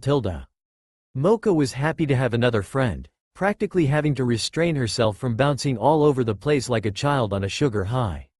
Such a thing most certainly wouldn't be proper for a vampire like herself after all. Succubi on the other hand seemed a bit skeptical, pursing her lips and narrowing her eyes a little at the blue-haired girl apologizing to them. She had threatened them before, but if she had the gall to apologize now, and if Naruto didn't seem to find it suspicious, then she would accept it as well. Yay, new friend. Mocha glomped Kurumu suddenly, surprising the succubus, who hadn't expected the bubbly girl to act like this towards someone who had recently threatened her. Didn't this girl know how to hold a grudge? Or be suspicious of intent? Sheesh, such a hopeless girl, it seemed. Yeah, we're friends now. Geez, you're kinda cuddly for a supposed vampire, aren't you? Said vampire pouted but kept hugging the blue-haired girl happily, only too happy to have another friend after her years of growing up without any. What going on here, you collecting big boobs or something, Uzumaki-san? Yeah. The hugging girls released each other to turn towards the source of the sound, Succubi and Naruto doing the same, all of them being a bit surprised to find a girl hanging stiffly from a tree like a sloth, but with only one arm. Mind giving me some help here, buddy? I'm afraid my joints all locked up again, plus I kinda need my arm back on my body. Succubi fainted, Mocha blanched at the sight of an armless girl, and Kurumu had to look away to not get nauseous. She didn't do well around things like that. Rolling his eyes, Naruto took it upon himself to summon his wings, which instantly drew Kurumu's attention by itself, before he flew up and grabbed the zombie girl he'd met earlier, landing next to her arm and picking it up before moving from under the shade of the tree to the bench near the juice vending machine. So what were you doing up there anyway? I didn't figure you for the type to go climbing trees for the heck of it. Pushing her head back till her neck bent and allowed her to take in some of the heat from the stone wall behind her, the zombie girl thought about her answer as Naruto displayed rare domestic skills for a male, in the art of sewing. By which it meant he was sewing her arm back onto her for her. I finished doing my stretches after you helped me in the hall, and I figured that would be enough, I'd be set for the day, but it turns out I slept funny last night or something. I was just resting against that there tree for a little bit of time in the shade, when bam! The sprinklers turn on and I get startled like a kitty with a sudden loud noise. Landed in the tree and friggin' got froze up like that sometime during 5th period. Oh? And just what were you doing out of class, little Miss Zombie? I didn't peg you for the rebel type. Really? Damn, I thought the jacket totally said it for me. Anyway, I told my teacher I needed to go out in the hall to do some stretches, otherwise my body would lock up again. Well, I neglected to do the extra stretches cause I figured I was set, like I said, and bada boom, here I am. Thanks for sewing my arm back on, by the way. Naruto simply waved her off, looking the girl over now that her arm was back in its place, and now that she was in the sun he could see smudges on her face and other visible parts of her body, showing stitches through the smudges.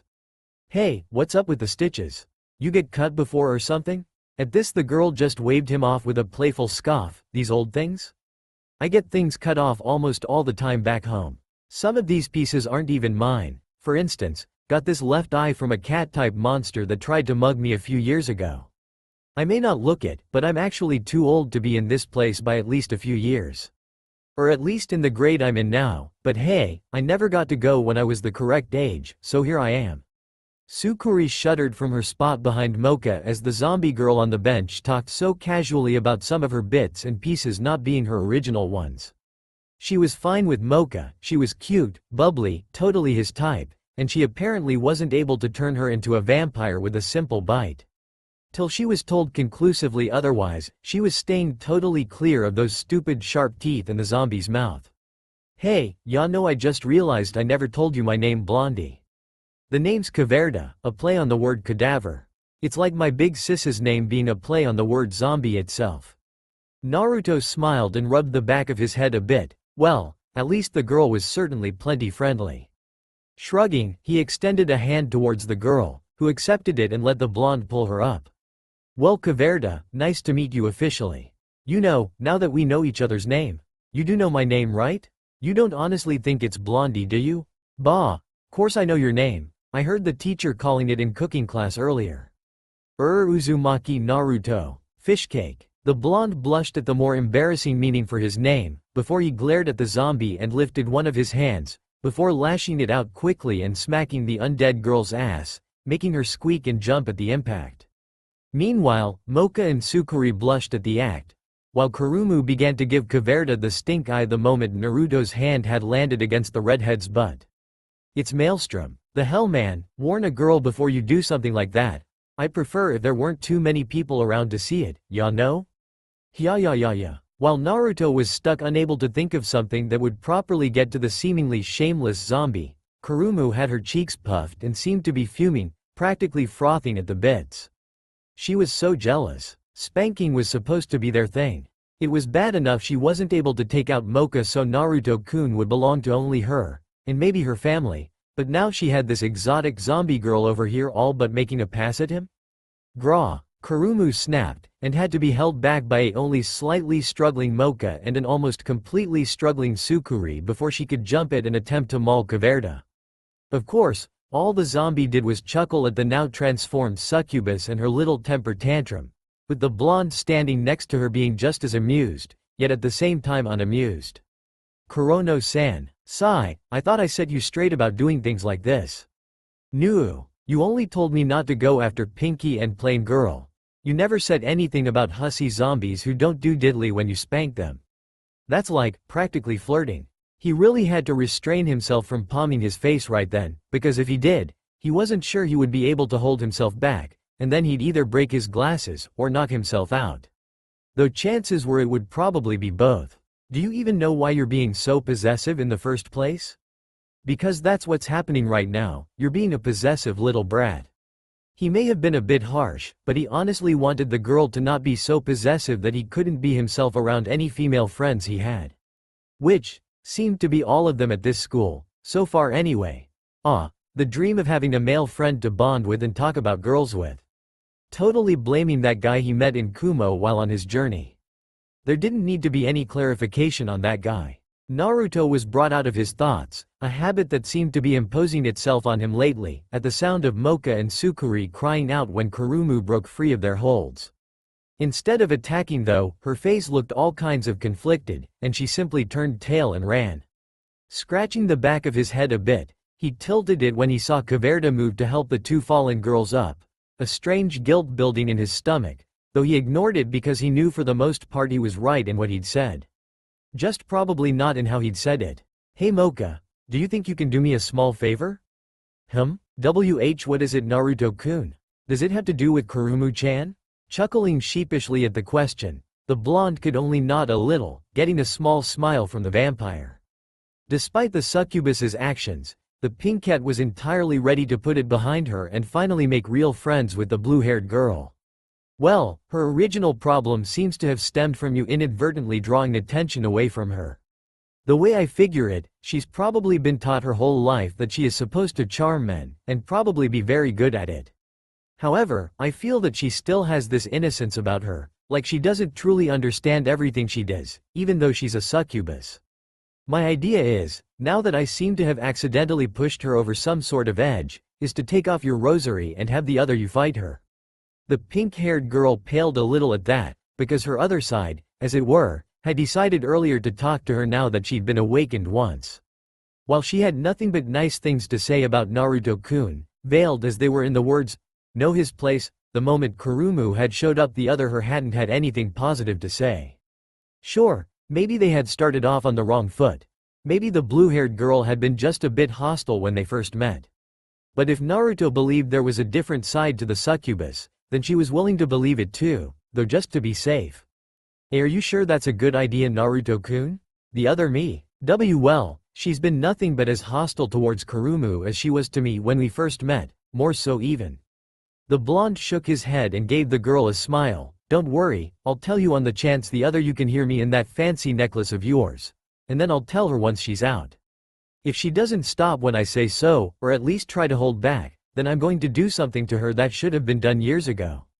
Strangely enough, that had all three girls present curious, though Caverda's simple "wassid" seemed to sum up what they were thinking well enough. Though inner Mocha, who could indeed hear the words being spoken around the rosary while it hung from outer Mocha's neck, wouldn't have put it so quaintly. Why, that's really quite simple actually. I'm going to bend her over my knee, and give her probably the first spanking in her life for being a naughty girl. Only, it won't go nearly as well as the other time I spanked someone. They got a reward for good behavior, even if it inadvertently led to this current issue. I predict that if she doesn't listen, the other you will have to be brought down kicking and screaming as I tan her backside. Ashamed too, you're cute now but you become quite a beauty when the other you takes over. The whole time he had been telling them what he was going to do. One girl looked like her face was about to burst into flames. Another looked as if she were about to burst into flames and drop her jaw all the way to the floor at the sheer audacity of what he had planned. The last girl simply started laughing that strange laugh of hers the moment the blonde boy had finished speaking. That's not even mentioning the furious rant inner Mocha was currently going on in outer Mocha's head. The rosary looking as if it were trying to jump clear off the girl's necklace in Naruto's direction, the gem on its center shining a bright, angry crimson, taking the look of a large vampire-like eye. Now, I think it's about time we went and found Kurumu before she does something rash, or stupid. And when we find her, it will be time for me to hide until the time comes for me to reveal myself again. Succubi. I'm leaving it up to you to remove Mocha's rosary, you got it? Whatever you do, do not take off that rosary while I am still around, otherwise Super Mocha will ignore the primary target. Super Mocha? Pouting a little at the brunette girl's deadpan, Naruto puffed his cheeks a bit at the girl's response to what was totally an original and awesome name for the other Mocha. What? I thought it had a nice ring to it, showing that while still Mocha, when the rosary comes off she becomes something more than ordinary, much higher than the average being. She becomes super. Palm met face for both zombie and secret human. Though Mocha herself seemed oddly pleased with the strange amount of thought the blonde had put into a name that he couldn't have thought up more than a few seconds ago, almost literally. The stranger part was that she could no longer hear the furious ranting of the other her from the rosary, which seemed oddly content after the boy's talk of Super Mocha.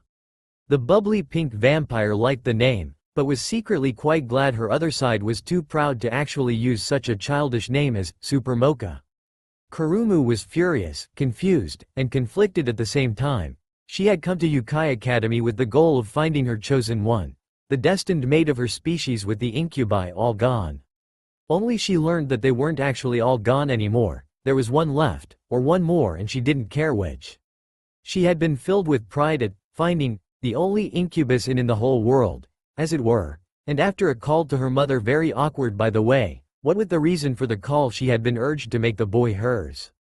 Even if she'd also been told that she'd eventually have to share with the rest of her species who were left without a chosen one. She had thrown herself into her new task, even going so far as to threaten 2 other girls so as to stake her claim. She didn't know why, but she had felt really shy about trying to snag the last member of a species that was so important to her own. It was as if there was this unbearable weight on her shoulders after her mother had urged her to go after him. It had gotten a little better after her encounter with the boy in question in that dark closet, but even that had been very embarrassing for her. She didn't care if it felt good, or if she was a succubus, and therefore supposed to like almost all things. She'd never had it before. Now she was throwing a bit of a tantrum in the forest surrounding the school, using her claws to leave deep gouges in the trunks of trees, shearing the tops off of them while flying. And over the last several minutes of her freaking out over the harshness of the only existing incubus's questions, as well as the questions themselves, she could vaguely remember sending a few unfortunate academy students flying with kicks to the groins. Why had she been so set on her Youkai Academy harem transformation plan if she was just going to meet what basically amounted to her species' version of an almighty savior? What did she have to show for all her wasted effort and embarrassing displays before then? It didn't matter that she hadn't known the boy even existed before he revealed himself to her. She'd simply thought she'd finally managed to find her chosen one, the only one able to resist her charm ability. Tears leaked down the blue-haired girl's cheeks as she let loose another slash of her deadly claws, only to be sent flying by an explosion of demonic energy from behind her. Righting herself and whirling around to face whoever dared intrude on her private venting session, her eyes widened as she saw who she believed to be the pink-haired girl she'd threatened earlier before Naruto had made her apologize. Thankfully, the sight of this new yet familiar girl before her prevented her from angering further at the thought of the blonde incubus. This is your fault. You're Mocha, right? If you hadn't shown up, I never would have tried so hard to steal that blonde from you. If you hadn't come here, my plan would have gone perfectly, and I would have eventually found my chosen one. But now, everything just hurts. I wasted so much time and effort charming the boys in this school, doing embarrassing things to get their attention. And what do I have to show for it? I already released all the boys I charmed, and the one I did it for doesn't even want me around. The silver-haired, red-eyed, and fuller-figured Mocha simply stood there with her arms crossed under her chest, a stern expression plastered on her face as she waited for the succubus to finish. Once it seemed as if the girl had indeed said all she'd had to say, simply glaring at her and panting softly. Only then did the different Mocha turn her own glare on the blue-haired girl, making her flinch. Are you done with your tantrum, you wretch? You blame all your problems on me, but it is your own fault for attempting to overachieve in the first place. I have watched you since you made your appearance, a threat to me and the brunette girl to stay away from Uzumaki Naruto. Everything you have done since then, and from what I have learned of you doing before then, based on all that, the only one to blame is yourself. You are a succubus, even I can understand following one's nature, and the instincts a monster is born with, but you were too weak to fight them enough to allow a bond to form naturally. You tried to force one with jealous possessiveness, duality, and a bit of force. The silver-haired girl's glare seemed to decrease when she stated she understood, but it came back in full force afterwards, and those glaring crimson eyes pinned the blue-haired succubus in place. Her face was set in a grimace as the silver-haired girl began moving towards her, her body refusing to listen to her as she tried to get away from the sense of danger the other girl was exuding so easily. Before you blame others for things you could have done differently with a little willpower, look back on your own actions and reflect. Now, for a weak and confused wretch like you, know your place. All it took was one attack, one kick to the gut that sent the succubus flying into a tree, and inevitably threw it in two others. That was all it took for the blue-haired girl's eyes to roll up into her head as she blacked out from the attack and her own emotional stress. She didn't move again as the broken trees just barely missed her body as they fell to the ground, and two more people came out from hiding in the trees.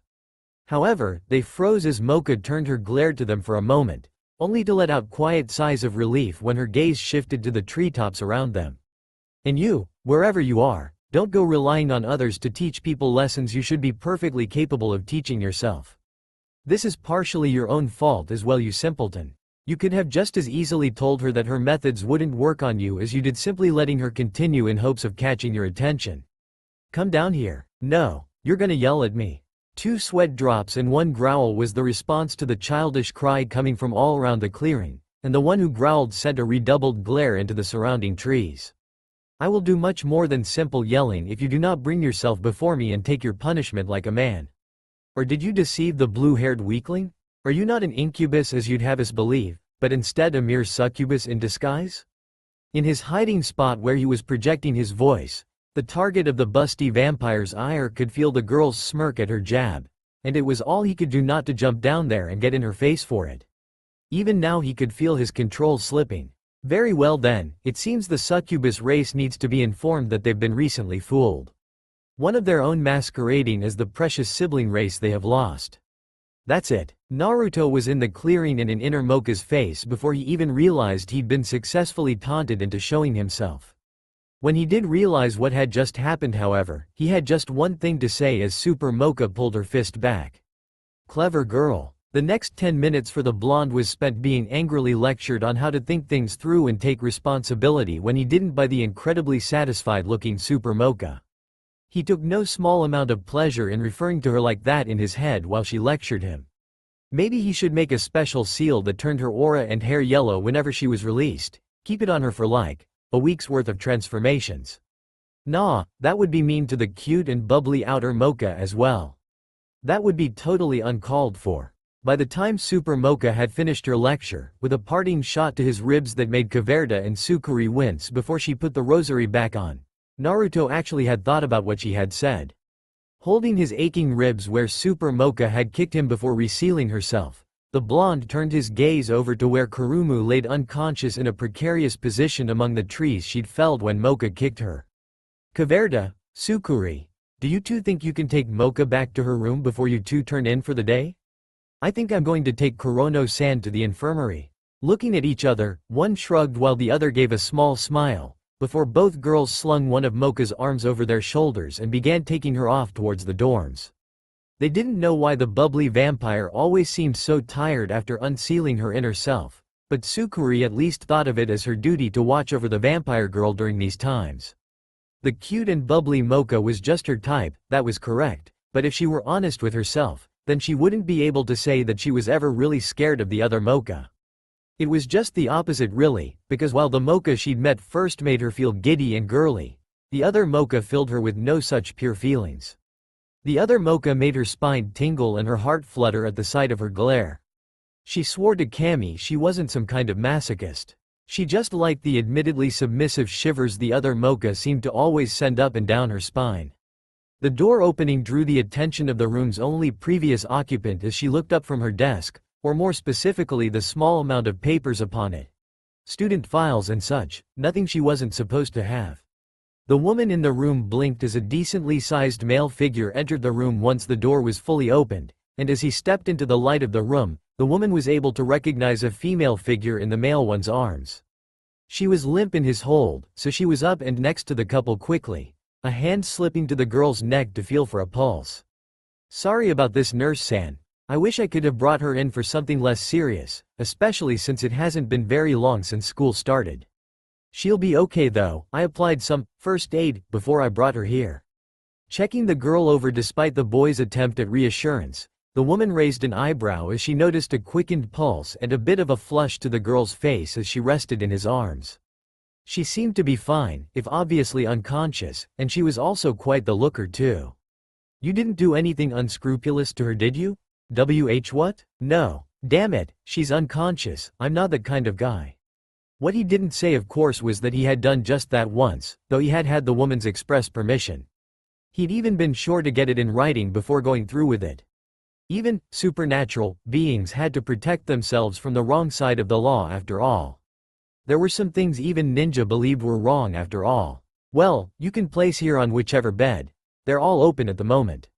I hope it doesn't sound wrong of me, but I hope the school year gets more interesting soon. I won't be able to bear it if it's always as boring as it has been so far. Tilda." Setting the unconscious succubus down onto the nearest bed and drawing the curtain, the blonde deadpanned at the nurse, "It's only been 2 days. Ah, but technically yesterday didn't count since the students only had 1 period. That sounded more logical in my head." Naruto waved her off on that one though, shaking his head a little. "That one I get. You were expecting the students to get a little rowdy since there was only 1 class yesterday, giving them plenty of free time to do something stupid. Speaking of, you really didn't have anyone brought in here yesterday?" "No, I'm afraid not. I haven't seen a soul in this office till you walked in with the girl." And reached up to run his fingers through Sucuri's short hair soothingly now that she was too relaxed to retaliate. "You're putting way too much thought into the matter. Stop thinking about it so much and listen to your heart. You, a human, chose to stay in a school filled with monsters to stay with a girl you felt a connection with since meeting her. What happened to the guts and determination to be with her that helped make your current body, huh?" The girl just remained silent, making him sigh before he climbed onto the table with the girl and straddled her lower back, beginning to work on her arms now that he'd finished her back. She made sure her face was properly in the hole made for it in the chair so the boy at top of her didn't see her blush. They remained like that for a while after, Naruto just working on his pseudo-student's arms in a companionable silence, content to let the girl keep quiet for now. He didn't have to wait long though, even if it wasn't anything about where the original question's intent had been derailed. Instead the girl seemed to bring it back on track, finally giving him the answer as to why she was apparently coming onto him lately. He wasn't dense enough to not see it, he had simply ignored it as a product of his human friend teasing Kurumu. It was still nice to have answers. It was something me and Mocha both decided. It's why she's been more affectionate with you lately as well. You're one of our first friends, or in my case one of my first real friends. I like Mocha-chan. She's just my type, but she's still unsure about her own feelings, but we both like you, Naruto. So we decided that we would try to get with you as a pair. Let me guess, you want Mocha to feel comfortable, and she wants to try having a relationship with a boy before she decides if she's ready to really have one with another girl? Honestly, that's pretty selfless of you, Sukuri-chan. What if she decides she doesn't like girls the way you hope she will? Well, she seems pretty comfortable every time we hold hands. We even did it in public once. We haven't since, only because all the boys in the hall fainted that time. Naruto's sudden bout of laughing didn't help the girl at all, and a small pout joined her blush on her face as the boys slipped off her back, moving towards her legs to start on them after he'd finished her legs. Okay, so it's likely she might like girls? What other signs have you seen other than the instance of public hand-holding, attempted genocide via nosebleed? And speaking of, the males of our school are really pathetic if they got nosebleeds just because 2 girls held hands in front of them. Silently, Sukuri agreed, though she didn't say anything about it, choosing instead to continue talking about the original course for the topic. Well, we almost, KK kissed once. That actually surprised him, and the blonde had to release the girl's left leg before he accidentally squeezed it too hard. Wow, that would have been something to see, but I'm guessing you two didn't really get to in the end, right? A sigh was his response, as well as a slight shaking of the girl's head, and he gave her a pat on the leg as he went back to massaging it with his chakra-laden hands. It wasn't real medical chakra, but while in the resort he could mimic the control needed for it, and thus the specially converted chakra, so he had access to some kind of healing. It worked, to say the least. The delights of controlling things in this place. Shaking his head, the boy gave a curious hum. Okay, so there's a fair chance she'll decide she likes girls as well as boys. Of course there is a chance that it will only be you that she likes among her own gender. But I have a small question. What happens to me should she decide she does like you, and wants to continue your relationship along? If nothing really romantic or anything happens, then I suppose I won't have a problem if I'm dumped, even by such pretty girls, but if you lead me along and then dump me, I'm going to be pretty upset, you know? The girl on the table shook her head again after the blonde finished speaking, smoothly transitioning to her right leg to slowly finish up the girl's massage. We plan to let things progress naturally, see how it goes. If things go like you say, then you've already said you'd have no problem. But we've agreed. Well, we agreed to share you if it turns out we both like each other like I want. Yet also like you enough to have done anything with you. Basically, if we do anything with you at first, it will be together, and from that point you can take that as our official confession to you. Of course you have to accept this first, but I guess that's what I'm explaining all this for. Naruto nodded slowly, thinking it all over as he finished his pseudo-student's massage and moved to a small chair that he pulled up next to the massage table. Crossing his arms behind his head, he leaned back a little, looking at the ceiling in contemplation, his fingers tapping against the back of his hands idly. Well, I'll have to think about it honestly. I like you girls, I do, but you have to take into account the other bonds I've made since coming to this school. Let me level with you, Succubi-chan, and feel free to tell Mocha. Currently, I am having with 3 people at this school, all full-grown women. Over this last month, I have in fact tried quite hard to get one of them, the other came on to me, and I'm servicing the other one in exchange for something that would sound bad if I said it out loud. Plus, Kurumu-san likes me, and I am pretty sure at this point that she's making plans to kidnap me and bring me to her family, if not the rest of her whole damn race, to pass me around like some kind of damn cultist group with the ceremonial goblet of blood. Yes, I'm aware that is probably a stereotype. Finally, Caverda also seems to like me, and I'm pretty sure those I've mentioned, nor you and Mocha, will be the last of the ladies who come into my life. It was a lot to take in all at once, and Succubi was silent for a good 10 minutes as Naruto calmly watched her lie on the massage table, deep in thought. Finally, though, the girl sat up and slid her legs from the table to face the blonde, a curious expression on her face. Mocha and I figured you wouldn't stop making your bonds, even if we became an item, and since we know what you are, even the other Mocha doesn't seem to have a real problem with it. Though, the other Mocha does want to make it known at some point that if you don't stop upon getting into a relationship with me and the normal Mocha, that she is going to see to it that she becomes the favorite, as it were. Naruto actually laughed at that one, shaking his head a little. Well, she's welcome to try should we ever get that far. I tend not to play favorites though. I realize humans and even some monsters may think badly of me for what I do, but I try to treat anyone and everyone with whom I have regular relations with equality. I eventually come to know those special ladies a great deal, and it's actually difficult for me to pick a favorite. So you aren't outright denying us, but at the same time you aren't planning on not being with anyone else till or after a certain decision is made, right? He simply nodded his head, moving his arms to fold over his chest, raising an eyebrow at the girl as she stood from the massage table to stretch a little bit. Well, I think we'll be able to live with that just so long as you don't start coming around as smelling like them, or start telling us about your activities with them. We've agreed to share you if certain decisions are made at some point, so of course we took what you are into account, and are willing to share with more than just each other. But Mocha and I also agree that while we don't care if anyone else you have also likes girls, we certainly do not want them trying to come on to us.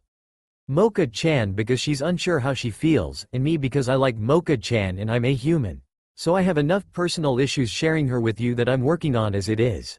Until we say otherwise, we don't need any other special female friends, and you are the only boy we feel comfortable doing this with. Smiling at the girl, Naruto got up from his chair and placed a hand on the girl's head, rubbing a little even though she quickly swatted his hand away to make him stop. I'll be sure to keep that in mind, and as long as everything is clear between us, I don't mind at all being with you too. You just may have to reveal your training soon when Kurumu finds out. Don't remind me. Naruto hummed softly to himself as he sat in his main class for the day, Madden-sensei taking a quick look around the classroom to see if any of the students were missing. None were, but after a month there had already been some students in the school who switched around some of their classes. Either to get a different teacher or to have the same class as a friend. Alright, good morning class. Today marks an important day in your lives here at Youkai Academy. Today you all get to sign up for a club, where you will do different activities based on which one you join. The goal here is to use these club activities and indeed the clubs themselves, to get a better understanding for humans. The experience you gain from this will help you perfectly transform into a human by gaining a clear understanding of them. The man crossed his arms as he spoke and gave his class an intense look. I want you to give this your all and join a club that suits you. Don't join a club just because it looks good, make sure it is good, but most importantly make sure it's the club you want to be in, because some clubs won't let you leave easily once you join. Now, this class has been shortened for the day, and all other classes have been cancelled today as well. Now get out there and find your home away from home. Certainly the man's enthusiasm had slowly infected the students over the month they'd spent in his class, even Naruto. Each one gave a cheer as they were excused after a mere half-hour of self-study, after which most of the students practically poured out of the doors like water from a faucet. Out in the halls of the school, everywhere Naruto looked it seemed as if some chaos deity had thrown up a small school festival on either side of all the halls. This explains why classes were cancelled for this. It looked as if literally every student was here for this, or so it seemed anyway. Passing by several dozen booths as he wandered, it wasn't long before he met up with someone he knew in the seemingly endless crowd of students. It was Caverda, and it seemed that she was being hassled by the autopsy club. It was likely because she was a zombie, and they wanted one to join so they could practice without needing to go through the trouble of getting a regular corpse. It also likely had something to do with the fact that she was Y and wasn't afraid to flaunt it, even if she never actually led anyone on in believing they'd get to touch what she hinted at so freely. That was Kurumu's job before she'd met him. Shaking his head, he put his hands in his pockets and wandered over to the redhead, who was arguing with a student wearing a light green doctor's outfit and a white medical face mask. Coming up behind the redhead, he placed a hand on her shoulder and cleared his throat to gather some attention towards himself. I believe she's already told you she didn't want to join your club, so please respect that and back down. Otherwise, I'm sure I can procure a body for your club to perform an autopsy on, only you won't get commentary or a show from the one I'll provide. The pointed look he gave the student in the Operation Get Up made the boy quickly raise his hands in surrender and back up just as quickly. His job done, the blonde gave a friendly smile and patted Caverda's shoulder as she turned around and gave him a hug that popped his back. Chuckling softly he returned the hug and was soon released, before the two began to wander through the crowds together in companionable silence. Occasionally his zombie friend, or even him, would get propositioned to join a club. Caverda was offered places in clubs such as the Fashion Club, Sewing Club and the Manga Club to name a few. All of them wanted her for either her body or for being a zombie, and the girl was content to turn them all down and continue on her way with Naruto. Said boy had been propositioned by just as many clubs as his red-headed friend, like the baseball club, the ninja club surprisingly enough, and creepily enough his own Naruto fan club had nigh demanded that he join. It was creepy that he had such a club in a school full of monsters, but just like the other clubs he had let that one down as well. Caverda got a laugh out of it though when he'd had to grab her and run from them when the girls didn't take his refusal very well. Finding their way outside allowed them to both escape the NFC and arrive to a wider variety of stalls and booths promoting their own clubs. There were a lot of weird ones at first glance, but there were some that appealed to them both, and after a few minutes of wandering, they eventually split up when Caverda discovered a few that she liked enough to consider joining after some questions. It was just as well, because Naruto had been able to tell that they'd been followed the whole time after he'd refused to join the ninja club. They were persistent, he'd give them that, but that didn't mean he was going to join up with a bunch of amateurs who thought they were better than him at something he'd made it his life's goal to be the best at. The leader of that club even had the gall to label himself as a ninja master. As he was in the middle of making plans to ditch the wannabe ninja following him and kick the club leader's butt in a real ninja battle, he was oh so rudely interrupted by boys beginning to flock towards a group of pretty girls in swimsuits. Not school swimsuits either. Even he had to admire their figures in what they were so casually walking around in. They were nothing too risque, but still pretty nice. He was interested purely because he didn't know how to swim in the traditional way. When you had items that let you breathe underwater and move under it as if you were on dry land, which basically let him just fly through it with his wings if he wanted, as well as being able to walk or fly over it, one tended not to learn something as basically useless at that point as swimming. However, just because he didn't have a need for it now, didn't mean he never would. He could very well find himself without his chakra, or wings or items someday, and then he'd be fucked. Stepping into the gaggle of other male students, something he'd rather not have to do but figured he had to put up with so he could learn the mundane skill of swimming, he gave the ladies leading them a once-over. He couldn't be sure due to the various people all around, but they seemed to smell heavily of water, as if they lived in it or something. That was curious, but so far in his personal studies he'd read about many monsters that could possibly have a similar scent. Shaking his head, he waited till they arrived at the school pool. He didn't particularly need the boost, but the members of the swimming club seemed quite pleased when they brought him a swimsuit so he could get in the pool once they finally did arrive.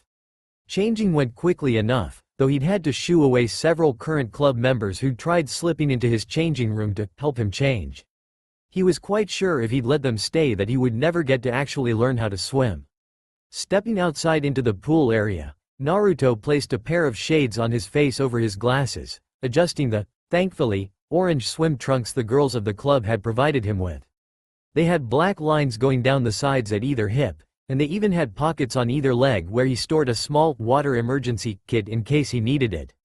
Everything started off pretty nice, the girls encouraging the boys that had gathered into the water after they changed into the swim trunks, though Naruto himself simply sat at the edge with only his feet in. He wasn't afraid or anything, the water wasn't even that deep either, but there were some students who seemed to be swimming around. Eventually he'd probably be called on it if the only thing he did was wade around in the water. The students at this school definitely seemed the type to do something petty like that. Humming to himself as he idly kicked his legs in the water, Naruto gave a small sigh as he leaned back on one hand and used the other to scratch his cheek a bit. He had come here to learn how to swim, but just how did one go about telling anyone you didn't already know how at this age? As it turned out, he didn't have to wonder very much longer, as the captain of the club, Ichino's Tamao, seemingly appeared behind him. She had her arms around him before he could blink, though he did jolt at the sudden touch, almost throwing the poor girl into the pool by reflex. "Gah, Captain San, you shouldn't sneak up on people like this." The older girl just giggled at the pout he sent her, the two girls standing behind her giggling as they admired the blonde's body. "My apologies, I was simply wondering why you weren't swimming at all. It can't be because you can't swim, can it? That would just be silly, Tilda." The captain was struck somewhat speechless as the blonde in her arms developed an aura of depression, and was unable to look in her direction after she spoke. I was merely jesting. Surely you can really swim, can't you?" Grumbling was her response, and she tilted her head a little before shaking it and resting her chin on the boy's head, pushing her ass against his shoulders and neck. "Well, that just won't do at all. How about I teach you to swim then? It's really quite easy, if you aren't afraid of looking unmanly in front of so many people, that is Tilda. You know, your teasing isn't really helping me want to accept your offer. I mean, I'll do it because it's something I feel I should know, but cut out the teasing, before I show you just how manly I can be even if I don't know how to swim." Tamao blinked at the boy's words, the two girls behind her doing the same, though they also gained tiny scowls at what they perceived to be a threat. "Is that a threat?" I was simply asking a question." Naruto turned to her then, lifting the sunglasses to show his softly glowing eyes. "It's not a threat. My showing you how manly I am has nothing at all to do with physical pain." He leaned in a bit closer till their noses almost touched, a small smirk on his lips, "Unless you like it that way, Tilda." Tamao's blush was brilliant, and he laughed lightly as he stood up and stretched a little. "I'd be happy if you taught me how to swim, Captain San, but go easy on me. I've never had anyone make that offer before. I haven't the foggiest how to actually go about swimming, because I've personally never needed to before." Shaking her head, the swimming club captain swiftly stood as well and turned to the two girls behind her, giving a nod of her head. It would be time soon. Several minutes of swimming lessons mixed with thinly veiled UAL temptations traded between both him and Tamao later. Naruto was quite sure that he had at least gained the ability to float on his back and propel himself through the water with his arms and hands. It was quite taxing on his will to not pop a boner while doing so, however, so for the moment he didn't test it out too much. Of course, these several minutes were not without several of the other girls sending his swimming coach jealous stares, and him having to use his Hania mask technique on the guys an astounding 2 times. Apparently the other boys didn't like the fact that he had gotten the attention of Ichinos, even though he already had the attention of plenty of other cute girls. He believed he'd heard the phrase, "leave some for the rest of us," more than once over the course of his swimming instruction. And then the yelling started. Eyes widening behind his sunglasses, Naruto spun quickly around as he saw the boys trying to flee the water as the girls all grew fish-like tails in place of their legs. Their hands grew webbed as well, with nearly inch-long claws replacing each fingernail, swimming faster as they bit the fleeing male students, which appeared to drain them of their youth. Instantly he spun to Tamao, who looked at him with both hunger and regret. "I'm sorry for this, Naruto-kun, but don't think badly of us. This is just our natural way of life. For us mermaids, luring men into the water and draining them of their life energy is simply what we do. Please don't resist, we are invincible in the water. Plus, I don't want to hurt you, as asinine as that may sound to you right now." A long sigh was her response as the blonde reached into the pocket of his swimsuit, pulling out a black waterproof box that seemed about the same size as the pocket he'd pulled it from, if just a little smaller. Tamao was curious, so she let him open it, revealing something that looked as if it had been folded up as much as it could be before it was stuffed into the box. "I bring this with me whenever I think there will be a chance I'll go near water. Usually it's hidden somewhere on my person, but when I decided I'd like to try learning to swim, I got it out just in case." By that he meant he usually had it sealed on him somewhere, and had unsealed it while he was changing into the swimsuit he'd been given. Unfolding the item after taking it from the box, which he then discarded, he revealed that what he had taken out and revealed was another pair of swim trunks. "What's so special about that, Naruto-kun? Another pair of swim trunks isn't going to save you." The blonde smiled, his own smile showing a little apprehension at the thought of having to use this on the girl who'd been teaching him how to swim. It wasn't such a big favor or bonding experience that he wouldn't use it, he just rather would have not had to. The swimsuit itself was a dark ocean green in color, with a large yellow X on each leg in the front. Lowering it into the water, Tamao had to tilt her head as her prey shuffled around a little, before gasping with a blush as the orange swimsuit he'd been wearing hit her in the face with a wet smack. Naruto laughed a bit as the mermaid sputtered and tore it from her face before throwing it away, face burning as lines appeared on her face, her mouth filling with fangs. At that point he stopped laughing and concentrated on activating the power of this item. They were the Sharpedo trunks, and while far from his most powerful water-based item, they were pretty powerful. Also, he didn't want to cause a flood with his most powerful one, or inversely be laughed at with his weakest. In a flash that forced Tamao to cover her eyes or be blinded for several minutes, Naruto went through a small transformation of his own. When it was finished, all the mermaids in the pool found their eyes drawn to the cause of the whirling waters they'd made being calmed in an instant, the remaining boys using this chance to escape the water and flee. The boy hadn't changed all that much, but what changes he did show gave the mermaids a bit of fear. A large, pointed yellow X was on his chest, his arms and back had gained dorsal fins, though the one on the latter was larger than those on the former, and his toothy grin now showed him to have a mouth full of sharp, meat-tearing teeth. His eyes had also turned yellow, and there were small gills on either cheek in place of his whisker marks. "You girls are all fish people technically, but do you know what I am now, and what we do to pretty little fish?" The mermaids all backed up a little, even Tamao, who was closest to the boy, whose gaze was locked onto the boy's own piercing one, as if she couldn't look away. She felt as if she were mere prey, gazing into the maw of a predator. Judging by the boy's new teeth, she wouldn't have been too far off. "I'm a shark, and we eat fish, gahahaha," the girls screamed as the blonde torpedoed through the water, leaving Tamao to watch helplessly as her fellow mermaids were herded in the water.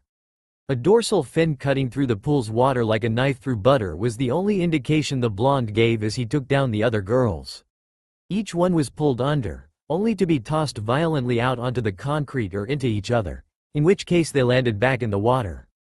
Those were the unlucky ones, as they were pulled back under again before being tossed harder out of it. After mere seconds, Tamao was the last one, and Naruto slowly rose up from the water, a stern expression on his face. "I understand, food is food, But you should know better than to do this at school. Don't go sucking the vitality of the other students. Heck, I'd wager a guess that other monsters can't exactly spare the members. You all might not be going extinct, but I feel the humans still outnumber us. Don't go lowering our numbers just because you were hungering for vitality. Hold it, ask someone and do it in small amounts at a time, or go somewhere you can do that shit to humans, you got it? What did he care if a few humans got their life energy sucked?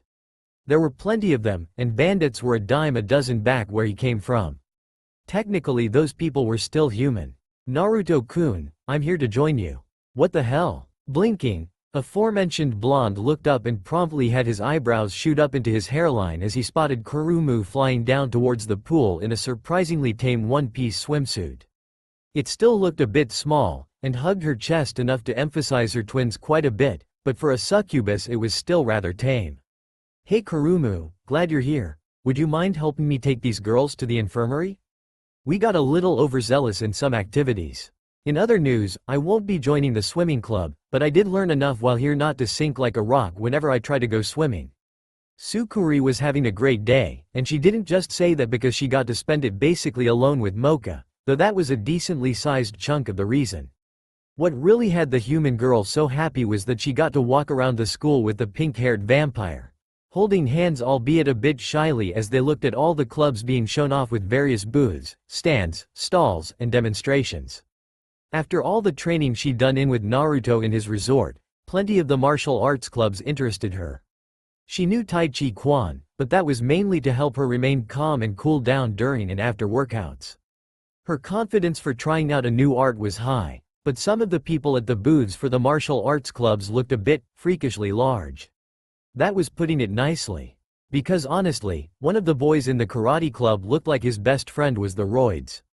So far Mocha had been content to walk with her as she perused the clubs that interested her, but by the time she got through speaking with the judo club about potential openings in the club, she had gotten the idea that her technically trial-run girlfriend wasn't having a very good time. Mocha-chan, is there any clubs you'd like to check out? I feel pretty selfish only checking out clubs I'm interested in. How about we find some that you like? The pinkette giggled and gave Succubi's hand a gentle squeeze, smiling softly at her as she shook her head. No, that's alright Succubi-chan. I'm fine with whichever club you join. Even if it's one about fighting, though I didn't know you knew how to fight Succubi-chan. Why the interest in fighting clubs? The girl looked around a little after speaking, a somewhat concerned look on her face as she leaned in to whisper to her pseudo-girlfriend. You can't have forgotten that everyone here is monsters, right? You're a human Succubi-chan. I'm happy you want to get stronger, but I don't want you to get hurt, you know? There was a strange feeling bubbling in Succubi's chest as Mocha finished speaking, a dichotomy of anger and warmth. She was angry that Mocha seemed to want to coddle her because she was human, but she was filled with warmth at the girl's care for her, even if it was misplaced. Mocha didn't know about her training, and she wanted to keep it that way for just a little longer. It's fine Mocha-chan, I've been doing a little bit of working out in my spare time, so I should be able to learn how to defend myself without getting too banged up. The pink-haired vampire still looked a bit worried, but she eventually let it drop after seeing the confidence in Succubi's eyes. It was hard to doubt the human girl when she looked so sure of herself. She would just be sure to step in when things got too out of hand. She was still making sure of her feelings for the human girl. She didn't want her to get badly hurt, no matter what. Finally the two girls stumbled upon a strange sight as they were heading towards where a commotion had come from not too long ago. It had been a bunch of boys in swimsuits running as if the hounds of hell were after them. When they arrived more or less on the scene however, it was to Naruto carrying two swimsuit-clad girls over his shoulders, with another two under his arms. Kurumu was helping a rather shame-faced girl carry one last swimsuit-clad girl behind the blonde. Approaching the ragtag group, Mocha and Succubi gave their blonde friend a questioning look, each one taking a girl from the boy's shoulders. What happened, Naruto-kun? Run into some kind of shark monster? These girls look like they got nibbled at if you ask me. This time it was the blonde boy's turn to look a bit shameful, looking away from the girls sheepishly before continuing on towards the infirmary. Well, ya see, it happened like this, Succubi-chan. I was over by the swimming club, you know, enjoying the water, learning how to swim, normal stuff. when suddenly these girls all turn into mermaids and start draining the life energy of the boys they lured to the pool. Cue the only conscious girl from the swim club looking away from the blonde's direction, and Kurumu giving said girl a bit of a glare. Anyway, I took exception to that. I used one of my special items, a water one, a shark-themed one to be more specific, and I taught all but one of them a physical lesson. The last one only got a stern talking to because she did something for me. And before you ask, no, it wasn't something naughty. Both Mocha and Succubi gave the boy a deadpan stare, though he stayed firm that what the swim club captain had done for him was nothing naughty. He simply refused to tell them what it was, or let the captain in question tell of it, and he spoke too fast for them to properly hear when he did say anything about it. Well, I guess that explains the friggin' shark bites, but are you sure these girls are going to be okay? I mean, you couldn't possibly have the same bite force as an actual shark, but these marks they have are bleeding. Naruto waved the human girl off nonchalantly, pushing the door to the school building open with one foot, easily carrying the two girls he still had held under his arms. Like sacks of potatoes, they'll be fine, they're monsters, and they can handle it. Besides, the nurse is good at what she does. She'll take good care of these girls. The blonde simply laughed away all the worried glances Succubi and Mocha sent him. Whether they be for the girls he'd admonished, or his psyche, he didn't give a damn. Soon enough they made it to the infirmary, Naruto opening the door with a loud greeting, a smile on his face as the nurse turned to look at him with a small sigh of exasperation. Sigh, Uzumaki-kun, if you're going to keep bringing me injured people then you're going to start having to work on them with me. Honestly, can you not keep those fists or teeth as it seems the case is this time, away from the other students for more than a few days? Hey, I can't be held accountable when students decide they want to test their mettle against me. I'm practically the only really strong person here that doesn't make everyone piss their pants without even trying. Of course, when I'm trying is a completely different story. Even the teachers don't like those instances. I have no idea why, I'm perfectly pleasant at those times. You'd think there was some kind of avatar of death floating around me sometimes. This of course had everyone conscious sweat dropping. Of course he still played innocent about that creepy ass Hania mask that sometimes had bleeding eyes. There was a good many people in the faculty alone who wanted to find whoever taught the boy that particular technique and eviscerate them slowly. Anyways, please set them on the empty beds, only one is currently taken. We found her by the bus stop this morning, and the most curious thing happened when we tried to pick her up. Sand just poured from the abnormally large gourd on her back. It took the shape of writing, and told us it was looking for you of all people, Uzumaki-kun. Do you know her? Everyone looked at the aforementioned blonde after the nurse had finished speaking, and they were surprised to find that the boy had gone pale. He had a look of horror on his face, and his body was stiff as a board. He looked like a stereotypical human after having seen a ghost. Is there a problem, Uzumaki-kun? Is it possible the girl we found is an enemy of yours perhaps? She bears a headband similar to the one you own, if with a different symbol etched upon it. Are you perhaps from rival families? Alice, I need you to do me a favor. I'm willing to call in everyone you owe me for this one right here. I need you to write me a death certificate. I'm then going to disappear for a little while, at least until that girl leaves, if it's who I hope it's not. Once more everyone conscious was shocked. They had never seen the usually calm and playful Uzumaki Naruto act like this. It was Kurumu who reacted first, and she placed a hand on his shoulder, noticing quickly how he flinched, eyes shooting towards the curtain where the mystery girl occupied one of the infirmary's beds. Naruto-kun, you're just overreacting, right? There's no way this mystery girl could warrant something like a fake death certificate, right? Think about what you are. Whoever is in that bed is obviously female. You're like the ultimate life hack for us ladies. Before anything else could be said, or any responses given, each person awake to hear it felt chills run up their spines as a husky, somewhat gravelly voice rang out from behind the drawn curtain of the mystery girl's bed. So, this is where you have been, Uzumaki Naruto. Acting quickly, the blonde uttered a quick apology before sweeping the legs out from under Kurumu, his tail appearing and shooting out to do the same to Mocha and Succubi, who were behind her after putting the girls they had carried into the last beds. It wasn't a moment too soon either, as sand blasted from behind the curtain in their direction, shearing it neatly even as the attack missed. With the curtain gone however, the room's occupants were able to catch sight of the source of the attack. Sitting on the bed was a girl about 15, with short dark red hair, green eyes with dark black rings around them, fair skin, and a red tattoo of the kanji for love just above her left eye.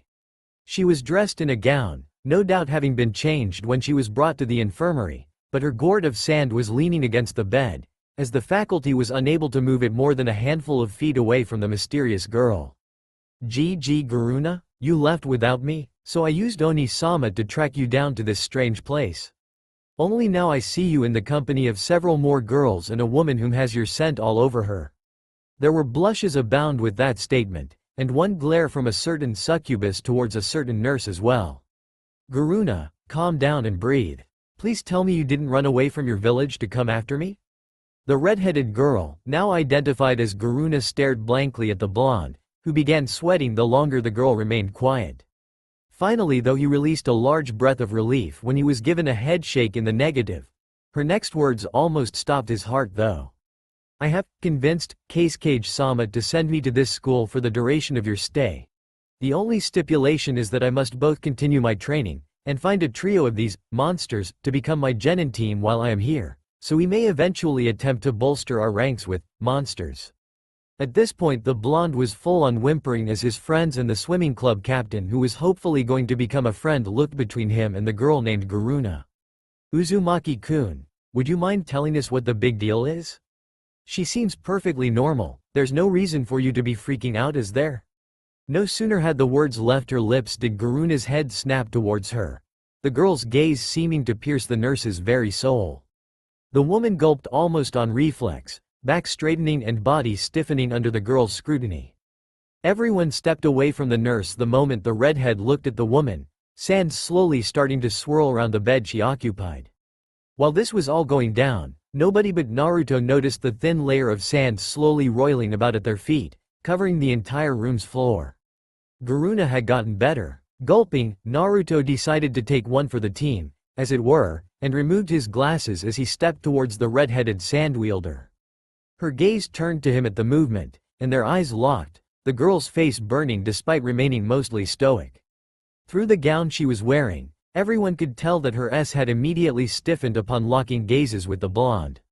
Stepping forward carefully, as if he were walking through a minefield, the blonde soon placed a hand on Garuna's shoulder, the other cupping her chin to keep her looking at him and no one else. Garuna-chan, alright, Garuna-chan, you cannot go attacking the ladies at this school just because they smell like me. Why? They are in my way, and removing them is the simplest option. You have my permission to lie with others, but you seem to have forgotten just who it is that takes priority." Naruto's eyes narrowed and he gave the girl's shoulder a small squeeze. "Garuna, I stand by what I have said. You are mine, Uzumaki Naruto, just as you were when you decided to change my life forever that night. You went out of your way for me that night, so I will go out of my way for you. Always." Everyone was shocked to say the least, though a certain succubus was also incredibly jealous, and if it weren't for the weird layer of sand surrounding her ankles she would have already been doing her best to separate the two. She already had to watch out for the nurse apparently, but here this weird little hussy was basically claiming ownership of her Naruto-kun. Future circumstances between her and her family concerning the blonde didn't count in her mind. "Kurumu, stay quiet, I'm trying to save your life." Naruto's voice left no room for argument, and it was only after having it stated that everyone noticed that the sand had been slowly encroaching up along their bodies. They were all stuck in place, though the nurse had the worst of it. Alice was trapped in her chair, and the layer of sand building over her was slowly getting thicker. "Garuna-chan, release them, or I'll block you from the resort till further notice." The redhead held strong at his threat, though he could see her lips pursing at the mere thought of it. His resort might as well have been a holy relic to the Suna Kunoichi. Within it, she could spend a greatly amplified amount of time with him for an inversely small amount of time outside of the item. Leaning a bit closer to the redhead, her head angled a bit on instinct, their lips drawing slowly closer. "Go back to sleep, Garuna-chan." Their lips touched softly and Garuna's eyelids fluttered, before falling closed as she collapsed boneless to the infirmary bed.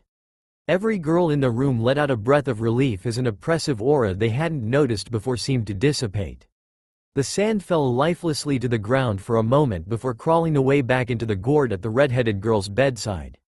As for Naruto himself, He collapsed onto the floor with a huge sigh of relief, greater than the others. Giving himself a mental pat on the back for dodging the proverbial bullet, at least for now, the blonde soon popped up and marched over to each lady in the room, dusting them off and checking them for paper bombs. Knowing Garuna, having so many girls who smelled at least faintly of him all in the same room must have set off all her yandere protocols. He hadn't been kidding when he'd told Kurumu he was saving their lives. Garuna had killed girls he'd been around before, even if he hadn't slept with them. He did not need her going and murdering his friends because of their gender and the actions that may or may not take place in the future. Since the secret was basically out to the succubus in the room anyway, Naruto plopped himself down in Alice's lap, the woman's arms reflexively wrapping around his waist. Okay, I just had one of the biggest scares of my time here, so at least I have one of the no doubt several awaiting me. Other than that, none of you died, and Garuna didn't keep you all here to watch as she was the man. Of course, by which I mean she would have kept you all exactly where you are now, and made you watch as she once again wore the figurative pants in our little relationship. It's happened before, I assure you, and I am still not allowed within 50 feet of her father and her at the same time. So, any questions? Mocha and Succubi were both busy blushing up a combined storm both at what they had just witnessed and what they'd just been told. Tamao was rubbing her temples and trying to banish the healthy flush that had taken over her face, and Kurumu was gritting her teeth and glaring bloody daggers at everyone. Mostly Garuna and Alice, but the reasons for that were obvious to anyone who actually knew the busty bluenet. Especially considering what had just happened, what had just been said, and where a certain blonde incubus was sitting. Tamao raised her hand, still using the other to rub her temples, head down in an attempt to hide her blush. Yeah, I'm going to ask that you fill me in later, I suddenly have a massive headache, and I'm going to go back to the pool. She didn't even wait for a response, simply turning around and leaving, closing the door firmly behind her. Well, that's one, anyone else? Mocha, Succubi. You two got any questions? The rosary dangling from Mocha's neck began enthusiastically jumping towards the blonde, the gem in the middle taking the look of a vampire's eye. And the pinkette sweat dropped as she heard the other her speak to her in her mind. Other Mocha S says she would very much like to speak to that girl at length sometime. This is the first time I've heard her laugh so much, or so hard. Oh, or at all. Oh yeah, Super Mocha? Let's see how you like it. She's just as willing to bat for the other team as for me as long as I show enough attachment to a girl. All I gotta do is show her I care about you. We'll see who's laughing when she intrudes on your showers, touches on your body, and finds all of your good spots like she was born with the knowledge, dat bayo. Don't think I won't hijack that rosary so it can happen either. The blonde was almost crying at this point, and didn't even care that his verbal tic had showed itself when he'd finished speaking. Read. Yelling. Mocha's face was bright red, and Succubi's face mirrored the look, and both girls were covering their faces in embarrassment. And Succubi hadn't even been the target of the blonde's threat. Outer Mocha hadn't the courage or strength of heart to tell the blonde her other self's response. It had been 3 days since the incidents on the Club Expo, as Naruto had called it, and thankfully for his sanity and his regular bed partners' lives he had seen neither hide nor hair of Garuna. He could only assume that to mean he had gotten different classes than her, or she was still getting registered. That girl was scary powerful in her endeavors to get into his pants and claim the main spot in there, but he had hopes that even she wasn't powerful enough to force the headmaster to do anything. After meeting the man himself once, he'd found that not even his demonic Hania mask aura worked on the guy. It was the end of school, and he was on his way to meet up with Ishigami-sensei, the teacher for his art class. He'd found out about her less than legal activities with some female students after seducing her, and they'd made a deal of sorts. She would release the girls she'd caught already, and in their stead he would have clones transform into the girls she fancied so they could be turned to stone and kept in her admittedly creepy collection instead. That way she didn't get in trouble, he didn't have to thrash his most experimental bedmate in the school and subsequently get her fired, and they both had mind-blowing after school. Sometimes they even did it during school, too. He was interrupted from his thoughts of carnal delights with possibly the only snake-related person that he knew so far by the sound of a woman's voice calling out to him. Blinking, he turned to see a fairly pretty blonde woman with cat ears and a tail, obviously a couple of her monster features in plain sight on her body. She seemed a bit ditzy, but entirely good-hearted and nice. How come he had never met this woman before now? Seriously, if he'd known about her sooner he'd have already been thinking of ways to seduce her. Mentally shaking his head of naughty thoughts about the bespectacled blonde teacher, he focused on her as she stopped in front of him with a slip of paper in her grasp. Uzumaki-san? You're him, right? The hopeful look on her face gave him the urge to pet her and scratch her chin, but he shook the urge from his body as he nodded his head. Yeah, I'm Uzumaki Naruto. Something you need, miss? Ah, yes. You see, it seems you've neglected to join a club in the past few days, and I was wondering if you'd consider the newspaper club. It's the club I reside over, you see, no one's joined and it may get shut down. I've already spoken to 2 other students who hadn't joined any clubs, and they've agreed to join if you do. I have their permission to add their names as soon as you accept. The look of hope that crossed her face this time was poorly hidden, and someone must have been giving her tips on how to catch his attention. A few of the buttons near the top of her blouse were undone, giving him a decent look at her cleavage without looking like it was on purpose. Naruto sighed, rubbing his head with a small, frustrated grin. He was probably going to miss his appointment with Ishigami-sensei at this rate, but that was fine. She knew where to find him when she realized she'd have to come looking for him herself. Plus this gave her the opportunity to be the aggressor in their fun time. She certainly enjoyed those times. Sure, I'll join, the newspaper club sounds nice. My skill set will be really useful for getting the scoop, as it were. Go ahead and sign me up. Sign me up as well, sensei. Both blondes jumped at the sudden voice. Both held their hands over their hearts to calm the beating, though the teacher swiftly found her hands pushed away as the perpetrator of the sudden scare smoothly buttoned her blouse all the way back up. Blinking as she got a good look at the girl suddenly invading her personal space, the teacher trailed her eyes up the body of the girl wearing the female school uniform with the addition of an abnormally large gourd of sand, of all things, till she reached her eyes. By that point she jolted at how close the girl was to her. Her heart pounded in her chest as the student leaned in to whisper to her. Continue trying to seduce my property, more so before I have even had him once since being here, and I shall take it upon myself to fix the problem, personally. The teacher was sweating heavily as the girl leaned back and released her blouse, crossing her arms just under her chest and pinning her with that stoic stare of hers. It was entirely unnerving. Sigh, don't pay her any mind right now, sensei. She hasn't had anything to settle her anxiety since she last met me several months ago. I expect she'll calm down soon, but until then she'll be quite edgy towards certain people. Namely any female I try to interact with. Both females, student and teacher, heard the whisper at the end, but neither paid it any mind. The teacher shook her head and regained her smile and happiness instead. Thank you so much for joining the newspaper club.